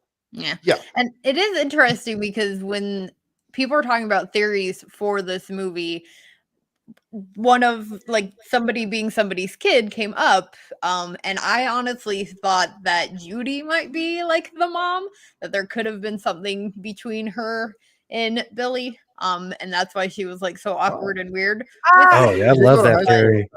I don't think so because I mean, essentially obviously that's not true, but Judy's basically what they wanted to do with Angelina. She went to school with them. She mentions that Sidney was Tiger Lily. She was a lost boy. She was a dork. She was Yeah. somebody who was overlooked. Billy was like the most popular boy in school. Yeah. Which could have So made he sense. wouldn't have known. Or he was a existed. teen father, apparently. Yeah. Yeah. Yeah. That part Yeah, he was a is dad weird. before he got killed. Yeah. That's a Yeah. whole wrinkle to it. I don't think he ever knew though. But I want to talk No. about Amber. She gets a lot of hate. I love Amber. Amber's I love good. that she's so full of Zombie piss too, what? You're adventure. like, no, you know. Sometimes you don't. I don't know. I've seen Facebook. I've seen exes with babies come up. Like, wait a minute, hold on. You got to 9, look in 10, the mirror, look at the photo. Yeah, yeah. You're counting months. Like, all right, come on now. Let me see it. He died, Hold on the stream. at the end of the movie. So Yeah. I don't know if you would have known he had a kid. But Yeah, I that's don't know. okay. I guess it doesn't matter. Or back in the day, maybe you go to your aunt's house and have a baby or something, and then you come back. Right? I don't know. True. It was in the 90s, probably. But yeah, what do you guys think of Amber? I liked Amber. I love Yeah. her. I didn't Yeah. mind her. I Definitely think not even so close to awesome. her. Like one, she's brutal as a Ghostface. The way that's her. Whenever it's the stab, she is Yeah. most fulfilling in this movie, with the exception of maybe Vince and the opening attack on Tara. She is brutal, and she's like this tiny little thing. She's just like an angry little Wolverine. Yeah. She's I like so the much fact that she's just energy. straight up nuts. Like she's just She fucking crazy. is. She's like. Yeah. Mhm. Honestly, she's the closest we've had to like a Stu after Stu. She's just crazy. I think that's energy. what they were going for. Yeah. They tried it that is with Stu's Mick. house. Well, they tried that with Mick, but I feel Mickey? like, yeah. The problem I have with Mickey is he's just not in enough of the movie, and True. you don't really get a gauge for his personality. So when he shows up and he's Ghostface, it feels like a 180. Mm. Like it feels like he's playing a different character. And I didn't really get that with Amber or Stu. Yeah. Because Stu's kind of a jackass the entire time. So just seeing him Yeah. like crank that up to 11 was But a yeah, really out of Amber- character. In this movie, she's kind of a dick to everyone too. Yeah, she's a jackass too. Yeah. I thought her motive was because obviously, like, I kind of suspected her right away, but I thought her motive was going to be that she was going to be obsessed with Tara.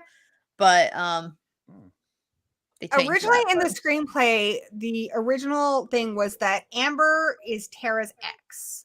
And so Okay. the end scene would have been a lot different. Tara had given, in the original script, Tara had given a necklace that her father had given her to Amber. And Amber says, when things start going on, do you want it back? And she's like, no, I gave it to you. I want you to have it. It will keep you safe. And then at the end of the movie, when they're leaving, she's like, I want that necklace back. And that's why they go back. But they changed it. They made Mindy the LGBTQ plus character. But you still see a lot of that there. Like there's definitely something Her and going Halo on between are- Amber and Tara. Yeah, like she's definitely, at least on Amber's side, like she's definitely jealous. And like when Mindy makes a comment to Wes at the bar, like if you can't have her, nobody can. I thought that was definitely more like Amber's feelings towards it, because seems like he Amber even doesn't brings up the like- fact that she like pushes everybody away from Yeah. Tara. especially She Sam. does. Whenever She Sam doesn't is seem to brought like up, anybody but Tara in that friend Yeah. group. She's not friends with anybody. Yeah. no, I agree with Carnage. I thought maybe that would have been the motive, because she is just very dismissive of Sam. She hates Sam just for leaving Tara, and like you said, that scene with Wes, she's like, no. Yeah. Yeah, I thought she was a really good character. Yeah, Danny said she's possessive of Tara. That's She the right is. word. And that could just be their friendship too. I know people who are like that with their friends or siblings. But I did really like her. I like how she goes out kind of like she did in What's Upon a Time in Hollywood? Yeah. Yeah, I thought they were good. I watched a thing and they said they might have changed it because she was on fire in that one and fire in this one. That's very cool. I want to see another movie with her when she dies That's by just fire. her thing. that Being she typecast. does. Yeah, pull the hat trick. Yeah. Speaking of her death, let's talk about your favorite kills or stunts in the movie. I think my favorite kill was probably Jack Quaid. At the end? Yeah, it was yeah. dope, yeah. Because it Don't fuck with a serial killer's daughter. Yeah. well, and a lot of the time the Ghostface What about deaths my aren't that ending? brutal. He's Yeah. such a wiener. Yeah, Like, what that's the perfect way to cry like, describe what him. about my ending? Like, really He's shows such a that even wiener. though he's bleeding and dying to death, he's still so obsessed Like and he's so just far gone. gone. Yeah. Yeah, because that's all he cares about. He doesn't care that he's being, punctured more than a Yep. pincushion. He just doesn't care. He's like, what about my movie? Well, and Gory, you said something about her. Sorry to bring it back to Amber, but you said something about her being like as close to like a stew, and I like the fact that when she's like, she keeps off and on trying to like plead with Gail and Oh, yeah, Sidney in that love scene, that. which is No, kind of no, what no, Stu please. did, and so Yeah, I like that she kind of mirrors his like, oh, I was tricked into it behavior, and I then have she was like, a list of what I think consider to be hints for the killer reveal, but that is one of them. Stu pretends to be injured and goes up to Sidney, and it's when Randy also goes up to her to mhm. let him in. She does the same thing when she confronts Sidney and Gail. She's like, "Oh, That I'm scene was injured." She's great. not. Yeah, and Mhm. they're like, what do you think? And they're like, trick. Danny mentioned one that I noticed yesterday. That scene where Ghostface and Sidney flip over the rail, like that is Yes, I a love killer that scene. stunt. Oh, that's That's good. some WWE stuff right Mhm. there. Like that was killer. That was awesome. I love that. Yep. My favorite kill, obviously, we talked about it before, the West one. Yeah, Wes like we is mentioned mine. earlier with the opening and closing of the doors. Something else I like about it is he dies right after a shower scene, which I think is kind of a subversion of the Yeah, gratuitous woman in the shower scene. Yes, On top of that, exactly. what's cool is it's Amber who kills him. Yep. So we also have a female killer. It's just kind of just changing what we've become accustomed to in slasher movies. Yep. Are we sure that was Amber too? Because it had to have been, right? right, Yeah, because because Richie, she left Richie though too, right? Like, were they both in on that one? Yeah, but Richie got to the hospital so fast, and I assume Amber went from Judy's house straight to the hospital because she was already suited up, ready to go. yeah. Something else that's really fun when you see when Ghostface finally does reveal himself, and you see Dylan Minette's face, like he looks truly terrified. He actually was. He did not know Ghostface was gonna be there, which is something that I really like when you watch the I movie. love You that. can tell that's Mhm. pure terror, which I think I is love really that. That's funny. That's something they did in Scream 4 a lot too, where they just have Ghostface pop up and scare the shit out of people. But this one, we get to see it in the movie. Yeah. Which is I love really that cool. about like bloopers when you watch Scream bloopers. There's always like that scene where like somebody opens something and it's not supposed to be there, but they're there and they're just like, God damn. Oh yeah, that's why horror bloopers are the best. Yeah. Yeah. It also shows how much fun they have. Like a Oh, lot of yeah, horror for movies sure. just seem like so much fun, and it's nice to see that even in movies where horrible things happen and they're scary and stuff, like a lot of times the sets seem like they're just having a good time. Well, and it's like I love so a little self plug. I did a video where I watched the cast of Scream 5 doing Scream trivia, and I did along with it to see like if I could know everything. And the actress that plays Mindy is actually like a big horror nerd, and through it like they're like, oh, she's gonna know all the answers. Like, so I love the fact that she is kind of that character where she like in real life loves the Scream franchise and loves horror films. And they say something. She says, Liv says to her, the expert gets killed. Well, the expert did get killed because in this movie, even though Mindy knows a lot, Dewey knows more. Yep. Yeah. True. Yeah. That's true. So that I knew they were gonna kill Dewey. I knew it. Because it's like Star Wars, dude. They had to kill Han Solo. Like, you gotta kill some legacy He is character. the Han Solo of that franchise. Yeah, he is. Yeah. True. So Do you guys I mentioned the West kill. God, when it's in his mouth, I wondered how they did that through his neck. They used a prosthetic, but I was looking at it like I still like it does not look like a prosthetic. It doesn't look like CGI. It looks so good. that does. Like it's so good looking. True. Like I watched it on 4K and like you can't see a flaw in it. It looks so good. Yeah, were it's there any definitely the kills hardest you one guys to really watch. like that we haven't talked about? Well, I don't know what you guys talk about, but when like Dewey's death, oh man, I loved it because oh yeah, it's sort of just like, oh, not today. I was like, oh yeah, that's dope. I It had to be big. You couldn't. Mhm. Yeah. Oh yeah, they had to couldn't like kill him. really like stab him. Yeah, Oh, because yeah, you the almost knife going like, up all the right, back. man, he's been shot, stabbed, he's good, he's good. No, I don't think he's gonna make this one. Then Yeah, then his when they guts first fell out. stabbed him, I was like, "Oh, he'll be okay." And then they did the other one. I was like, Yeah. And then they I think just I let him just started go all the crying. way up. And it was just like the shock of it, like, damn, dude, they killed like any of people who haven't seen Scream yet. Like my sister called me, like, hey, should I see Scream? Like, you gotta go see it. Like, why? One of these people died. And she goes, like, give it to me. Go ahead. I was like, Dewey. She goes, oh shit, I gotta go see it now. You know, Yep. And like a she was lot on of the people fence about said, seeing it until you go like Dewey, and then she's off. Yep. a lot of people said that they go back then and watch Dewey in the first one, and I really like that. You know, Yeah. I am sad he was killed, and I also know how much You this know- franchise meant to David Arquette.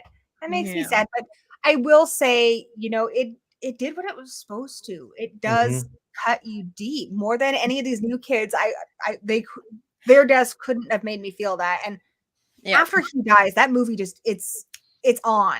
You know, It's like serious after it that. to use a cliche action line, like now it's personal. Like I'm Yep. like, you need to go kill the fucking Ghostface. Like, go do it now. Yep. I'll wait. Go kill him. Or what else? She was all offended, like, you killed my best friend. Like, well, you guys are divorced, so you But guys no, are that still- is her best. It's like we talked about I this thought it was earlier, sweet. but yeah. in real life they are divorced too, and you can tell Yeah. that there's some awkwardness between them, like tension between them in Scream 4. But if you watch You Can't Kill David Arquette, about him becoming a legitimate professional Oh, wrestler, that's great, dog. she's in that movie a lot. They Mhm. are best friends in real life. And they Yeah. said in this movie, you know, we talked about it earlier, their first scene together, they had to do a take just for them because they were just bawling because they do love each other so much, you know, even though they're moved on and they have the new I know. relationship. I saw they David still Arquette on a documentary, and they were asking him, like, hey, how's it going to feel to work with your ex-wife? He's all, it's fine, dude, because we co-parent anyways. Well, It's yeah, not like that's I the don't great see this thing, like, person anymore. They're like great at Again, co-parenting, which I think Yeah. is awesome. Mhm. Again, when you have, you know, a child with somebody, part of you always loves them because they helped create your favorite person. You know, that's her daughter's or her daughter's dad. Yep. You know what? Just ignore me. Do you guys want? Well, we talked about music a little bit earlier. There's "I Don't Want to Talk" song by the Wallows. Brian Is that the Tyler one is at the end? composer. Yeah, that's one of the credits that has Dylan Minnette in it.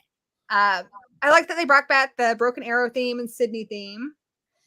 Oh, yeah. Bow, bow, bow, bow. Yeah, that's so Bow, funny. That was bow. originally placeholder music in Scream 2, and the test screeners were like, "No, you need that."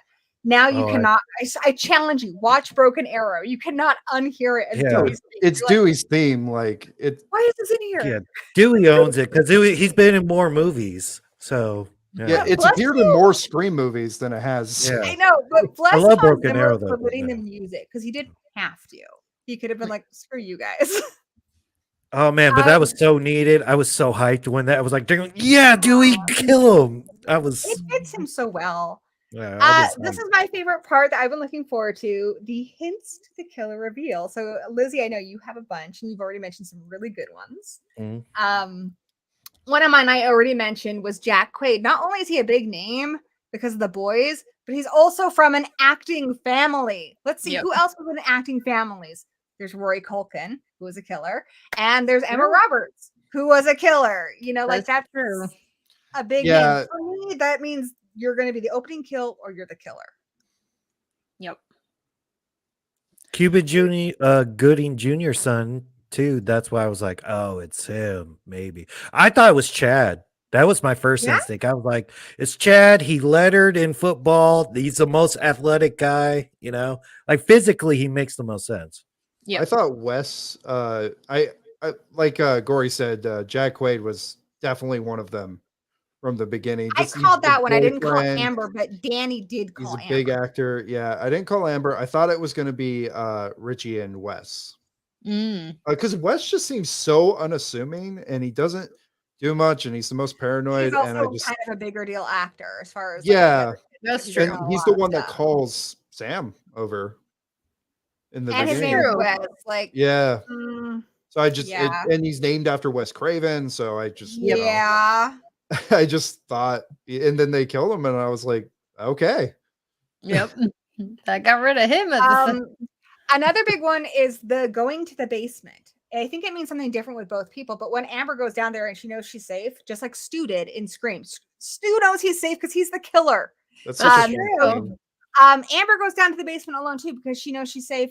She's the killer. Then you have it with Richie, which Richie says, "I'll be right back," which is exactly what Stu said. But one thing that actually makes it clear that he's the killer is he says, "Mindy, do you want to go with me?" How does he know that? Apparently, he just watched the Stab movies for the first time, and now he's as big an expert as she is. Right. Oh yeah, he was fucking up. Amber had to be reminded she's seen the Stab movies too, but now this guy's just an expert. Bull honky. That's a killer. Very true. We Very got a true. killer in the house. That makes sense. I got so many more, guys. If Right. you want to hear them. Yeah, go for it. Yeah, I'm surprised he didn't leak that stuff, like this whole like 6-month relationship with that girl. Right. Right? Well, yeah, that's the thing too. He's only been around for 6 months. Like that's enough time to find out, Sam's connection. Mhm. For this movie, they had a fake ending script too, and the fake ending it was going to be Mindy and Tara who are the killers. Okay. Ooh, I would have Okay. hated that. Well, it was a fake ending. It was just in case. I it got know, leaked. but Yeah. I would be mad at that script. Right. Well, Be like, think this is Tara bullshit, would've been guys. good. I'm not in one this of the no more. biggest reasons I thought it was Richie is because it's paying so much homage to the original one, and the boyfriend was the killer in that. We also Yep. have Dewey saying, "Look at the love interest," and Dewey is right. Dewey is essentially the new Randy, and Randy, as we've seen in the past movies, is almost always right. If you look at Yeah. Scream 2, he's right. Scream 1, he's right. Dewey's right. It's the love interest, and it's somebody in her friend group. He's I did absolutely think right. that was weird because that's only been the case once. So it is weird that Dewey led with that, but because he at that point he doesn't know it's a requel. And I think maybe after that would have been a better time to have him say, "Oh, it's probably the love interest then," because I think in Scream that's only been the case once. True. Well, I think that's just detectives. Like cops, they always just look at your husband Spouse, or yeah. girlfriend. That's like a cop thing. Yeah. Yeah, that's true. But I think for us, it's a hint that we're supposed to be looking at him, which Yeah. does Like two I don't things. think it's One, it indicative makes of the you- other movies. Yeah. Well, yeah, they've it makes played you with think it that won't be before. him because someone said it, but then Yeah, because in other movies, usually the love interest is the one getting framed, but not the one actually doing the murders. That was the case in the second and the fourth one, Yeah. I True. believe. So, another thing at the very Alrighty. beginning, before Richie has supposedly ever seen a Stab movie, he mentions Halloween and Friday the 13th. Okay, my brother's not a horror fan, and he has been known to say things like skin face. Yeah. Richie knows a lot about horror for somebody who's apparently not very well versed in the genre. Yeah, is Right, Stab that popular? Like, is it like Children of the Corn? Like, no one gives a shit, but people know about it, right? They go like, I know about it, but I don't fuck with it, Yeah. Yeah. It seems Stab like is super popular in their It universe. does, yeah. yeah, Yeah, they're and well they're enough to get universe. Heather Graham and Luke Wilson in it. So, When you rewatch the movies and you see the looks that are exchanged between Amber and Richie, they had Oh, I that scene love in the it. hospital. Mhm. Also the scene where it looks like Amber's been killed, and you look at Richie's face. Like, Yep. Oh, I watch it love again, that knowing too, who yeah, the killers just- are. Oh yeah, shook. for sure. We know Amber's phone could have been cloned because of the beginning of the movie, but the caller ID when Tara gets called, it says it might be Amber Freeman. it's probably just her phone. Yeah. I know, but it's a little hint. Also, Amber in the very beginning of the movie, when she's with all her friends, she's covering her right shoulder. And we see later on in the hospital that she has a bruise there. So she's trying not to let them see that she has a bruise. Yeah, she's the first one to point out to Exactly. Chad, oh, you got the bruises. So she already like stirring the pot. That's what you do when you're guilty. You point suspicion to other people, right? Very true. Yeah. Here's a really big one. When they get to Dewey's house, at this point, he's seen maybe one Stab movie. And if you listen to the audio, he's not that far into it. He's in the opening scene. But when they get to Dewey's house, Dewey's watching Gail's show. And Richie says, "Didn't you and her used to?" There's no way he would know that unless he'd seen at least 3 I Stab didn't pick up on that. Yeah. because they don't even get together until like the second or third movie. They're not together in the first one. So Yeah, it's like the end of the has to have second seen one. them. They make out in the projector room. Yeah. So What if he's had to have seen at least more than one stab What if movie. he's a smart ass? Like, well, I read the books, but I'm not. I'm not caught up I on think the he movies. would have now. said something. Are we Yeah. to assume that the stab movies are 1-to-1 translations I of mean, what they we seem see? like they are. Because especially I if you feel watch like- the scenes. I feel like if Hollywood was making a movie, especially in Hollywood today, if there was a male lead and a female lead who shared any kind of chemistry, it'd be like they're getting together at the end of the movie. Yeah. We don't We're care so if it weird makes that- sense. It's happening. Well, yeah, and that's the thing is like unless because he's not from there, so unless he was Yeah. from Woodsboro, why the hell else would he know that they were married? Yeah, Like- he shouldn't know. Yeah, because usually people know because they've seen the movies. But I have always been curious about that. How accurate are the films to Yeah, real life? Stab's supposed to be like a true crime series then, but they're Yeah. throwing it with slasher movies, like, and then they just went off script after like Well, what 3 or 4. That's One the of them had time commentary travel. in Scream 2. Yeah. Is they say Yeah. it's a movie. I and want to see it's that just- one now. I go, man, maybe they do a spinoff, just stab movies. I'll be like, all right, I'm down. Well, because I think they kind of address that in Scream 4. They talk about how the film's open and Mhm. like the one character when they're watching the stab movies in the beginning, she talks about how like they get like a supernatural element and then they have like all these other weird stuff and one movie's within like the other movie. And so Yeah. like I think she even says that I think she says it stops following the books after like 3. the third or fourth one. Yeah, after Okay. like Yeah, so because they they do said kind of time address travel's that in the involved. fourth film. Danny mentions that Amber and Richie accuse each other right off the back to throw off suspicion. Yeah, Yep, that's true. Mhm. kind of reminds me of Uh, a opposite scene with Billy and Stu, where Yeah. Stu's like, I wasn't there, and Billy immediately is like, nobody Nobody said said you you were. were. Nobody Yeah. said you did. The way he Bigfoot. said Look that. he Nobody gives said him. you were. It's like, Yeah. hey, nobody's accusing Hey, you. Rich Movie Massacres here. What's up? Another one is the Derek cut he gets, right when the terrorist attacked at the hospital. He gets that little beauty cut on his arm, Richie does, which we know conveniently missed every major artery, because it's Yep. the same one Derek got. It's also the same one Jill gets in part 4. So that's And it a was used to pretty frame big Derek. move. Yep. Yeah. Also, there's a theory that the killer always wears plaid. Richie wears plaid. True. I saw that. Yeah. I think it's think weird, about but it that one. fits. Who's wearing That's plaid the in the costume designer who takes their job way serious. That's all. Right. Jill You wear want plaid? to know how serious they took their job on this? The costume designer. The Mhm. costume designer said she made everybody at some point in the film wear Doc Martens.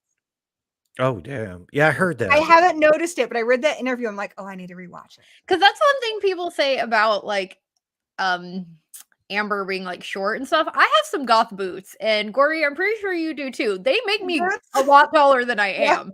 So Yeah, if she's my- wearing like big ass platforms underneath that ghost costume, it We could can't make her a fight lot in taller. those.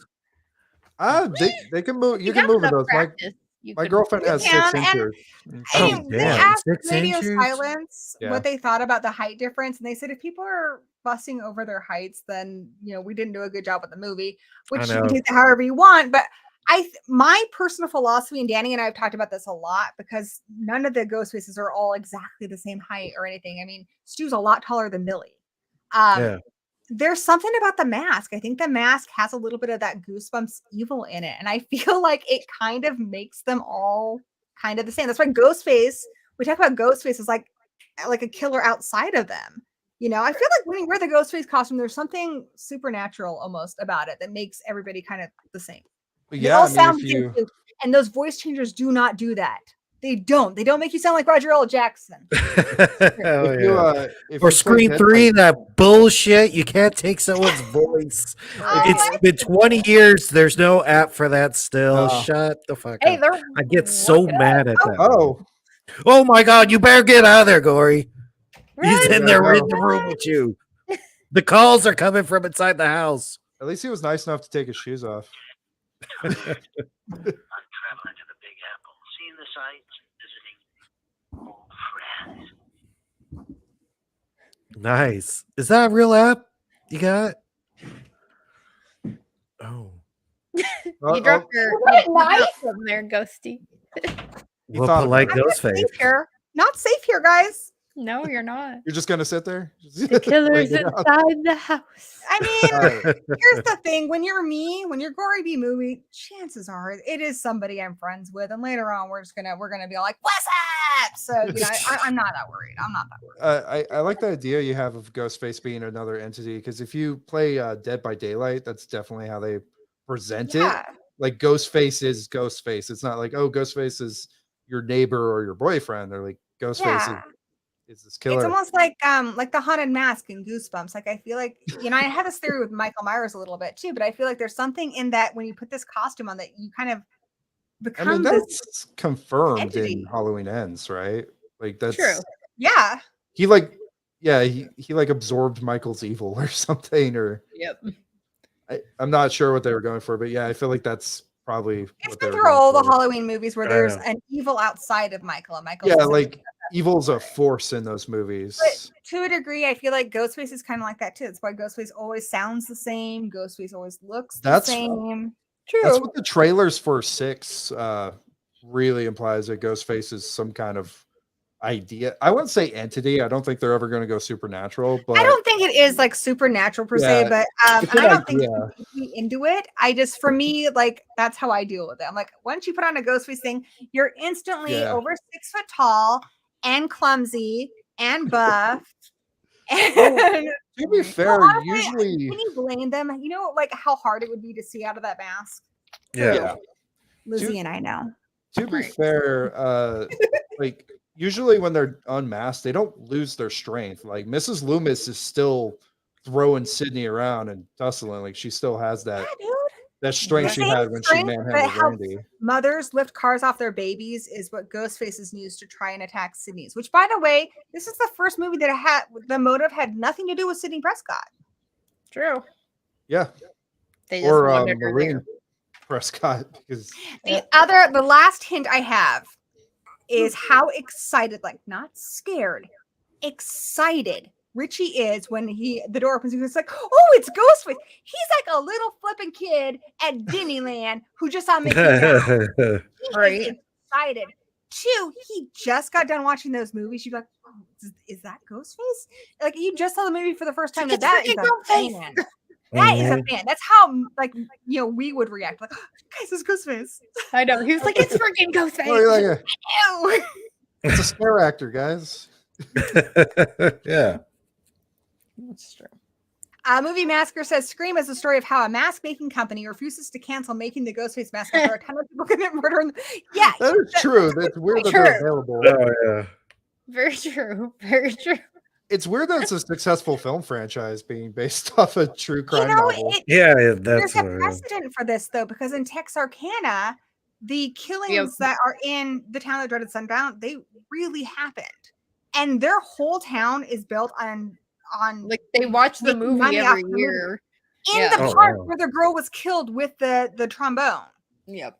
Oh, I You didn't watch know it in that. that same park. People who are related to those people still live there, and like that's their tourism. So I feel like Woodsboro is essentially doing the same thing. Yeah, they have a celebration of 4. They have like decorations up, and Yep. It's what makes their town famous. It's what makes it stand out. And I Yeah. can attest, being from Washington, if you go to Forks, like that town is become Twilight. Like that is the whole That's what I've everything heard. there. that's You what go happens there when you and pick a real place. every place has a Bella burger. You buy Band-Aids, they're Bella Band-Aids. There's just, like seriously, the whole town is Twilight. It's nuts. Is there anything else you guys want to say about the movie before we get to like our final thoughts on this? By the way, guys, now is a good time if you have any questions you want to ask anybody on this panel, or any comments you want to make about Scream 5. Now is the time to get them in because we're going to be wrapping it up here in a little bit. Yeah, ask all the questions.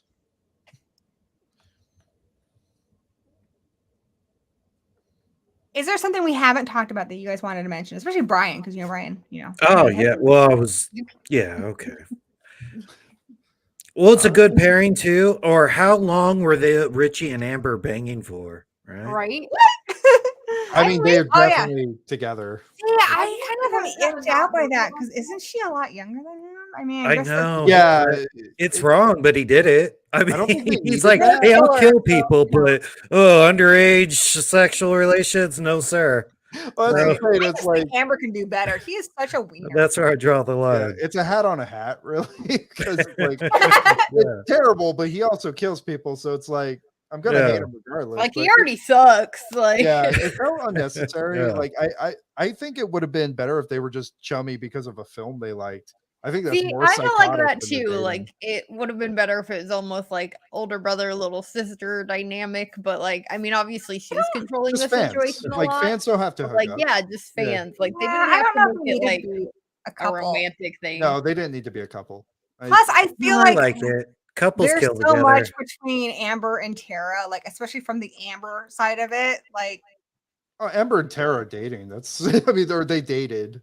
It's well, yeah, originally like she was supposed to be her ex, and I I think think she it's was still different. there. Like maybe they'll just name drop it in 6, but like Yeah, that had to have been the intention. for sure. Which again kind of parallels the whole Stu thing too, because there's a big camp of people who believe that Stu is in love with Billy. You know, and Oh you yeah, I can made a definitely video look about at it that. way. But all I- jokingly, Um, I'm not serious about any of it. But Yeah. Amber, I firmly feel like when I watch this movie, I'm like, girls into Tara. Yeah, Like- she's obsessed for sure. Yes. Like if I was Tara, I'd be like, chicks into me. Right. I gotta Mhm. watch that again with those lenses. I didn't think she was that gay. I would just Well, it's just the way that she was like Danny put it in the comments, she was possessive of her. Like she Yeah. and Yeah. I mentioned like she constantly pushes everybody like away from Tara. And That's you like can high look school at it Love her like, family. so, I guess. Like Mean Girls. Like they Yeah. stick together. Yeah. you can look at it like that too. That's like, you know, somebody she just feels ownership over. So, but in the original script, they were supposed to be exes. And when she goes there to get the necklace from her, during that scene, like they make out and stuff. Like in the original They're like, script. we already have Mindy being gay. Now we're not gonna make a Well, gay movie. Gay character, not gay cast. Then they changed it to Mindy It's too being much. gay because they Yeah. got rid of Amber being gay, Amber and Tara. Yeah. Mm. Makes sense. So, anything else you guys want to talk about with this movie? Did we cover it all? Oh, just love it. I think where's it ranked for you guys? Where do you put it? Second.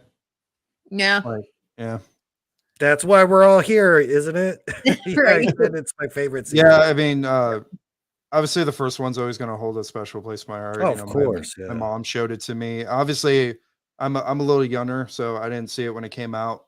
By the time I watched it, the first 3 have all come out. But my mom showed it to me when I was 10, and it got me into horror. Your mom rules. Oh yeah, Right. Holy shit! What if your mom and I saw this movie at the same time? I doubt it. I was in Washington State, I but think she's a little older than you, but I doubt it. yeah, but yeah. So it's always held a special place in my heart. But I would say part 5, definitely second favorite. Yeah, I showed this sequel. to my son when he was about 10. So Nice. It's an important movie. It is. it is. That's one of the part I liked when Mindy's saying, like, you know, people like watched this with their parents and it's a special memory and stuff. Like, you know, that's Yeah, I true. think the Scream franchise, it's one that you can watch with your family. It's nothing You're like gonna show it to your kid someday. yeah, Yeah, yeah, you of are. course. Oh yeah, That'll be his definitely. first one. Like I'll start him with Gremlins and other stuff, and then he works his. I already got nephews. Like I'm starting them with. I think I horror saw movies. Scream before I saw Gremlins. Oh really? Yep. You think Yeah. Oh yeah. Well, because it's like a murder mystery. Who done it? It's a Yep. horror movie you can watch with your family, and like Texas Chainsaw It's adult Massacre and Scooby-Doo. stuff. Huh? Oh. It's adult Scooby Doo. Yeah, it's Like- adult. Yeah. Scooby-Doo. When I was Well, 10, I like a- watched it. I did compare it to Scooby Doo because I'm like, who's in the mask? Because he looks like a Scooby Doo villain to some extent. Yeah. That's why my son's not a big horror fan, but he is a big Scream fan. Because there is the unmasking and everything. He is a big Yeah. whodunit. Yep. Well, that's why, like, when people say, like, "Oh, what films would you suggest for people who are trying to get into horror that, like, or don't really, or haven't really watched horror, or don't really like it yet?" Like, Scream, I feel like is kind of, at least in the beginning, like these new ones are more brutal, but like it can be a good slow introduction into horror. Like, granted, there's a lot of horror references, so it's a little bit better if you know, but I think it's a Well, good starter film. I feel like that's a good starter because you hear these references and you want to see what they're talking about. Because I remember asking my mom, I'm like, you know, they talk about Nightmare on Elm Street, which I hadn't Yep. seen at that point. I'm like, what is that? That sounds fun. And then she showed me that, and I feel like that's why it's a good baby's first horror film too. Is because Oh, that's so cool. Yeah. it name drops all these things, and it's like That's a really good point. So you Yeah. watch Jason and you watch all of them. You're like, oh yeah, they mentioned that and that. Oh, yeah, that's you're like, so oh cool. yeah, they're right. Jason's mother was the killer. Like it does give away the ending of that. Oh yeah, it That's does. It true. little spoils it for And it's you. really cool to talk to somebody who's a lot younger. Because, like I said, I was a teenager. I was the demographic yeah. when this I came was out. in Yeah. sixth So grade I when was it came out. Yeah. 16. I saw it on opening day. So like, I've seen every single one of these in the theater. So it's really cool for me. Like Halloween, well, for you guys probably too. But like Halloween's one my mom showed me and stuff. But Scream was like my generation's movie. Then people who were teenagers in the 90s. So it's really interesting to see how like people who are younger had it kind of passed down to them. It's really cool. 'Cause I don't know. I don't think about it like that. But No. that's a great horror 101 movie. It is. It definitely piques interest, or at least it did for me. Yeah. Very 'Cause true. it And it's not breaks super down- bloody, and there's not. I think when you're showing stuff to your kids, I learned pretty quickly when I showed my kid Friday the 13th Part 4, which I thought he would like because he's a little boy. He hated the skinny dipping. He's like, I don't want to watch this with my mom. I'm like, fair enough. All right. Really? Yeah, Not with your mom, no. not Oh, with your yeah. mom. True. I think that's why Scream was a good one too, because it doesn't have Yeah. any. Oh, of the- Tatum without a bra though. They did what they were doing. Yeah, but her That's- clothes are like her clothes are on. yeah, they're There's a on. lot of Friday movies where they don't have clothes. Yeah. And I posted my ranking in the chat. I do have Me too. 5 last, but it's not because I don't like it. I just like the other ones more. It's a I get new it. group of characters, and I'm interested in them, but I am already super invested in the other ones, so they come first. But I do love this Yeah. one. I do think it's a I great think 2 would be last for me. Let's get the hell out of Yeah. here. I'm hoping 6 take. like when I get to know the characters more, that I'm gonna love this one even more. But I do highly recommend this movie. I do love this movie. You guys have heard me talk about this movie. I love it. It's good. Yep. As Well, we're gonna have a hard yeah. time when we do the Evil Dead. I'm doing Hmm. this one, then I have a fight night, full moon, and then we're doing Evil Dead. That's gonna be even harder. 'cause Are you talking they're about the almost remake? like- I'm gonna do a stream for each of the Evil Dead movies. Dope. And I think those are all like 5-star films. What about the show? I'm not gonna do Yeah. the show Not gonna do a show. because that's Good show. too I much love work this for me. show. I love I it get that. too. It's so good. I know. Should I'm have. excited for that new movie. Fuck yeah. Hell yeah. Yeah, part 1's a 5-star. Part 2, yeah. That's It's why going to be Scream really was hard. on. So that's the thing with this one. Like, there isn't a bad movie in this franchise. Like, I just don't. Think there No, is. It's and- not like some franchises where there's like that one that everybody hates. I feel like all the movies in this are really, really good. And I it's one of don't- those too. Maybe just because it's a short franchise. If I watch one, I have to watch all of them, including. Yeah. I skipped 3 though. I don't get the hate for 3. No. I'll defend 3.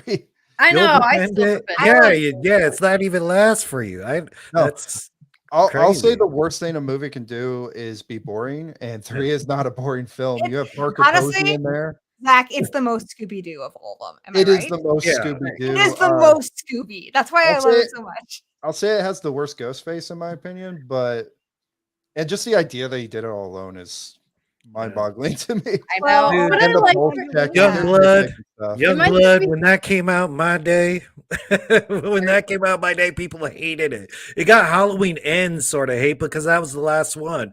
We're like, fuck you, fuck you, how you end on that. So 4 and 5 I come think out, it and aged now, well though. yeah, so it's sort of time heals all wounds, I guess.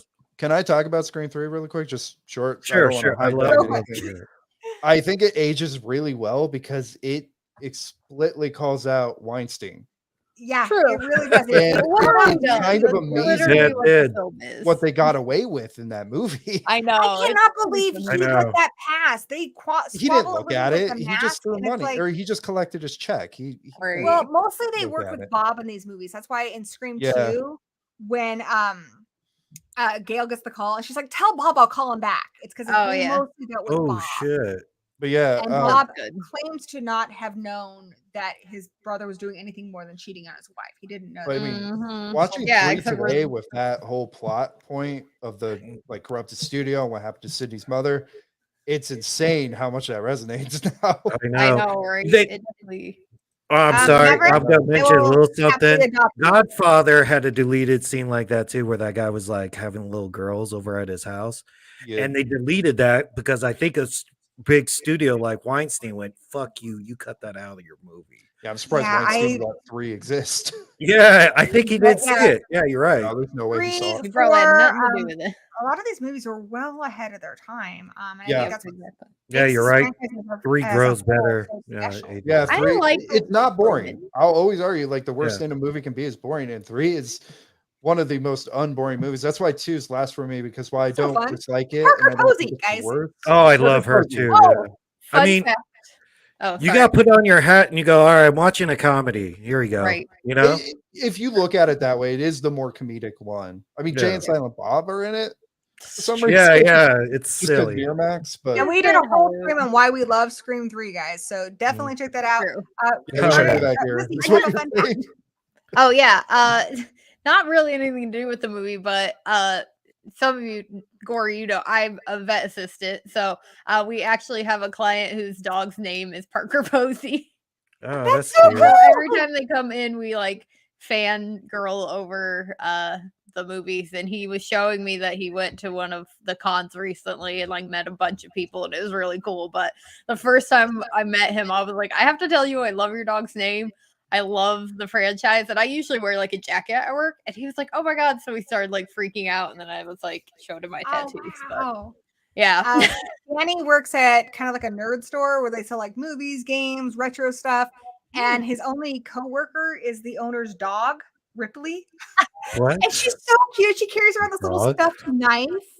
She's the best. Oh, But yeah, he'll text me like, "Oh, I gotta take my coworker out to pee." that's so And then he's hilarious, like, "I don't think I'm gonna." You know, we made jokes that he's not gonna get Employee of the Month because she's sleeping with the boss. Like, right? okay. That's so funny. But yeah, so that's a funny little thing from work. Good stuff, guys. Thank you guys so much. You guys have been awesome. In a nutshell, why do you love Scream 5? It's just fucking good. And All right, who? The zombie? Yeah. okay. Honestly, Scream 5 faced an impossible task. You know, making Scream without Wes, without Kevin Williamson, and it succeeded. What I love about Scream 5 is how just the world, the internet was kind of unified for a while. I think Halloween Kills came out and kind of threw that off. Yeah. Being one of the, and not to say my opinions on it, I mean, I liked it, but it one of the more divisive horror films. I thought that was kind of funny because we were all together for Scream 5, and then Halloween Kills come out, and people are taking up their arms again. That's what's been great about a lot of the Scream movies. It's even mainstream people like just unify essentially people, when yeah. they even mainstream audiences like, even if they're not horror fans, they like Scream. True. Because it's so contemporary and it's so accessible. And I think Scream 5, you can theoretically jump in without seeing the other ones. I feel like it's more Yeah, I think rewarding, but it could also encourage you to watch those other movies. Very true. Very true. I think what I like about it is it does a good job of paying tribute to what's come before, which is going to please legacy fans. But like you said, it is a good jumping in point for younger people who are not already big fans of the franchise. It's still doing what Scream does, which is deconstructing horror and providing a lot of suspense and scares. So, and some of the best kills in the franchise. So. Or you know what I love about it? I was rewatching it, and I go, "Damn!" Like Sidney doesn't really come into the movie fully until an hour in, and when I'm rewatching it, I go, "Oh, I sort of didn't even miss her." You know, like Yeah. that's how strong this movie is. That's why I really like it because I'm so invested in this new blood. I knew part 4 wanted like a new trilogy off it, but every time I watch 4, I go, "All right, where's Sidney at?" All constantly, you know, like I didn't fall in love with those characters. Not like I love did with Kirby. Scream I'm so 5. excited. Yeah. Oh, Kirby's back. Kirby's the only one I feel Yeah, like from Scream Kirby's 4 the that other stood one. out. And I like Judy. She came back. I love Judy, but her and lemon screws taste like ass. She needs to learn to bake better, but other I than know, that- right? Or no bake, I guess. I Tell everyone here what you're working on and remind them where they can find you. I've on Carnage Candy with 2 eyes on literally everything. So, yeah, YouTube, TikTok, Instagram, Patreon, all of that. And I said in the beginning, but I do mostly like reaction videos, like trailer reactions, some reviews, and some like horror unboxing videos. Oh, here's one question we got. From ZZM, could Dewey have accidentally finished killing Jennifer Cozy? He did Yeah. shoot at her, but I don't think so. I mean, maybe he helped put her out of her misery because she might have bled out regardless. True. I don't think he hit her though, because he kind of shot Probably. around her. Yeah. I love it. Just like, hey, I'm the killer. It's great, dude. Like the guy would be like, oh, all right, never mind. It did seem reckless that he just kind of heard her behind the glass and started firing. But Lizzie Afro Rail says you have a fantastic name, which you do. Thank from you. Scream 2. Yes, it's a reference Carnage to the Candy. Scream 2. And also they asked earlier what color your eyes are. Blue. Because I think they're concerned you might be a ghost face, so they're looking. Well, they're like kind of green. I got green hair. They're bluish green. What are the rest of you Zombie working on? Toon or go ahead, Slasher. Your links Oh, are okay, in the sure. description below, by the way, All right. guys, for everyone here. yeah, Slasher and Suits, well, mostly YouTube. Yeah, do kill counts, but kill counts like opening weekend. I take the trailer, clips, and put it out there fast, and I like it how it's a little short, like 4 or 5 minute videos and such. And I did one so well, like I said, Winnie the Pooh came at me and copyright struck me because it How'd went you see the that? movie. Did it come in your cinema? What? Yeah. Nuts. They I live in a small copyright town. strike We me. don't I get went, a lot. oh, son of a bitch. And they were like, you can't do that because the movie didn't come out. That's illegal footage. I went, I used trailer and clips. I went, all right, sorry. Yeah, My you should bad. go You use can have it back. So I I'll got have to that check it back out. I'm up. gonna wait till I see the movie though. Oh, yeah, sure. Yeah. But yeah, I got that. I think I've made like an orphan first kill count, and I got blocked by the studios for like 4 months. I finally could put that out like this week. And yeah, Cocaine Bear is doing okay. I got age restricted on Cocaine Bear. Did anyone else get age restricted on Cocaine Bear? I'm Probably the working on name a did it. video now. I think I'm just gonna call it Coke Bear. I know, because I Spell it did. like Bear. Yeah, in the title went Blow Bear. I went Yayo Bear. And then I just went hashtag Cocaine Bear. They went, yeah, okay. try So, Cola like, Bear or Pepsi Bear. Yeah. Drug bear. 3C calls it powdered sugar bear. Oh, I did Booger Sugar Bear. Yeah, I'm Booger Sugar. I like that. And That's smart. yeah, that was Bear. fine because they're like, that's not a street name because that's just dumb. I feel like Coke Bear is fine because like Coca-Cola already uses bears. Yeah. True. So Sure. I don't know. Or I did try to say Coke too much in the video, but you know, whatever.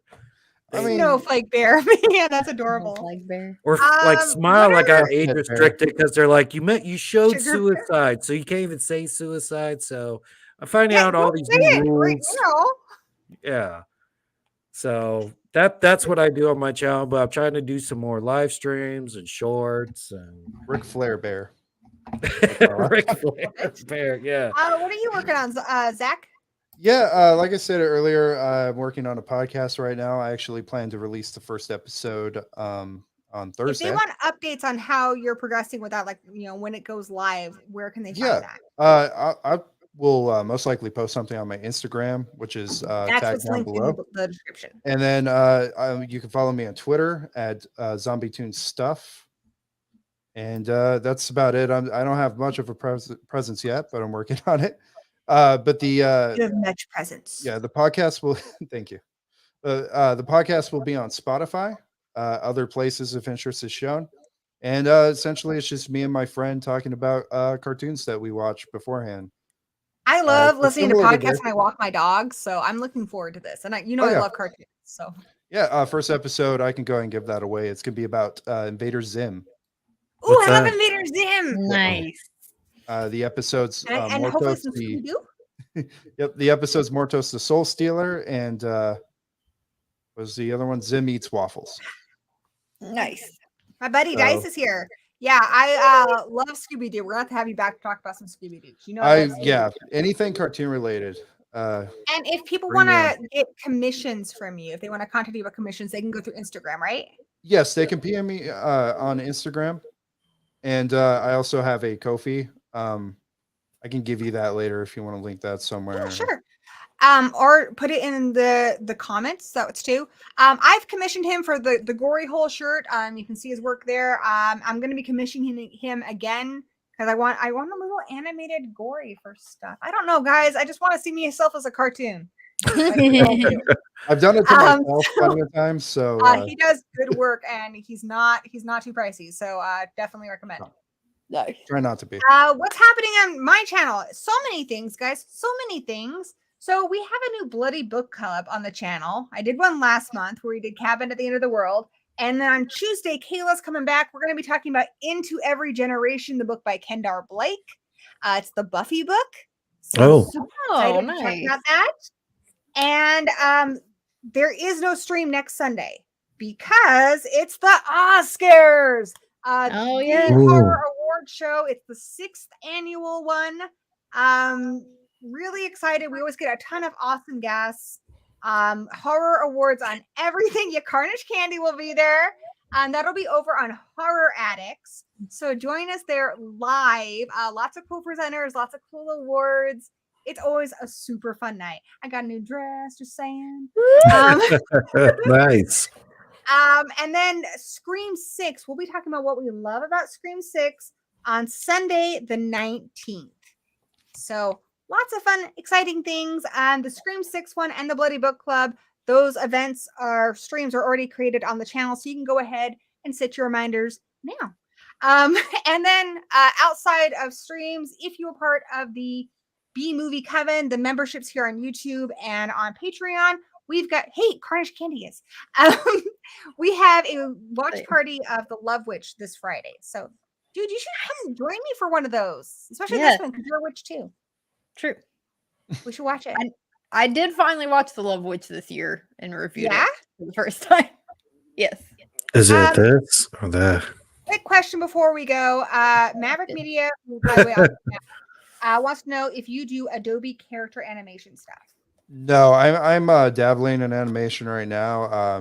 Mostly using Procreate. I don't want to talk too much about that because it's something I'm working on. Right now, I just do still images, a lot of fan art. Right now, I haven't posted yet, but I'll give you guys a hint of what I'm working on. I'm doing gender bent X-Men characters. Nice. Fun. First one should be posted soon. The first one's Dark Phoenix or Jean Grey. Nice. Male version of that. And then the one I'm currently working on is Gambit. I won't say more past that though. Okay. Cool. I'm Gambit excited. as a woman? Yep. Turned out Ooh, I cute. liked it. Gambit always tried to bang Rogue. I loved it. Yeah, I'm thinking you about guys- doing a double piece for those. But He was like Pepe Le Pew Gambit. Thank you guys so much for hanging out with me. This is really just Of oh, course. nuts. Are you kidding me with this? oh, he's Oh back. my God, he's in the room again. Oh, there we go. We're doing like the Megan Reveal thing? yourself. Tell your plan. Right. He's got a red right hand playing in his AirPods. Yeah. Yeah. Yeah. What the fudge? Oh man, it's a. I don't know. Oh, he's got a knife. Okay. Watch it. So Run, Gory, run. that's it. Oh, I'm take gonna a seat. have to take care of this. So thank you guys so much for hanging out. You guys have all offered such great insights and really done a good job of sharing why this movie is important and special. And it's just been a joy to have you all here. I love hanging out with all three of you. So everyone in the Thanks chat, for please having me. follow their channels and everything. They're just awesome creators. And I'm a big fan. I know you guys will be too. Oh, thank you. Well, thank you. you for having us. Yeah, it's been a blast. My first time. I hope it's the first of many. Yes, please thank come you. back again soon. Invite Y'all me come whenever back you now, want. you hear? Yeah, we will. Come back to the Gory Hole. Yes. And until we meet again, blessed be. Bye.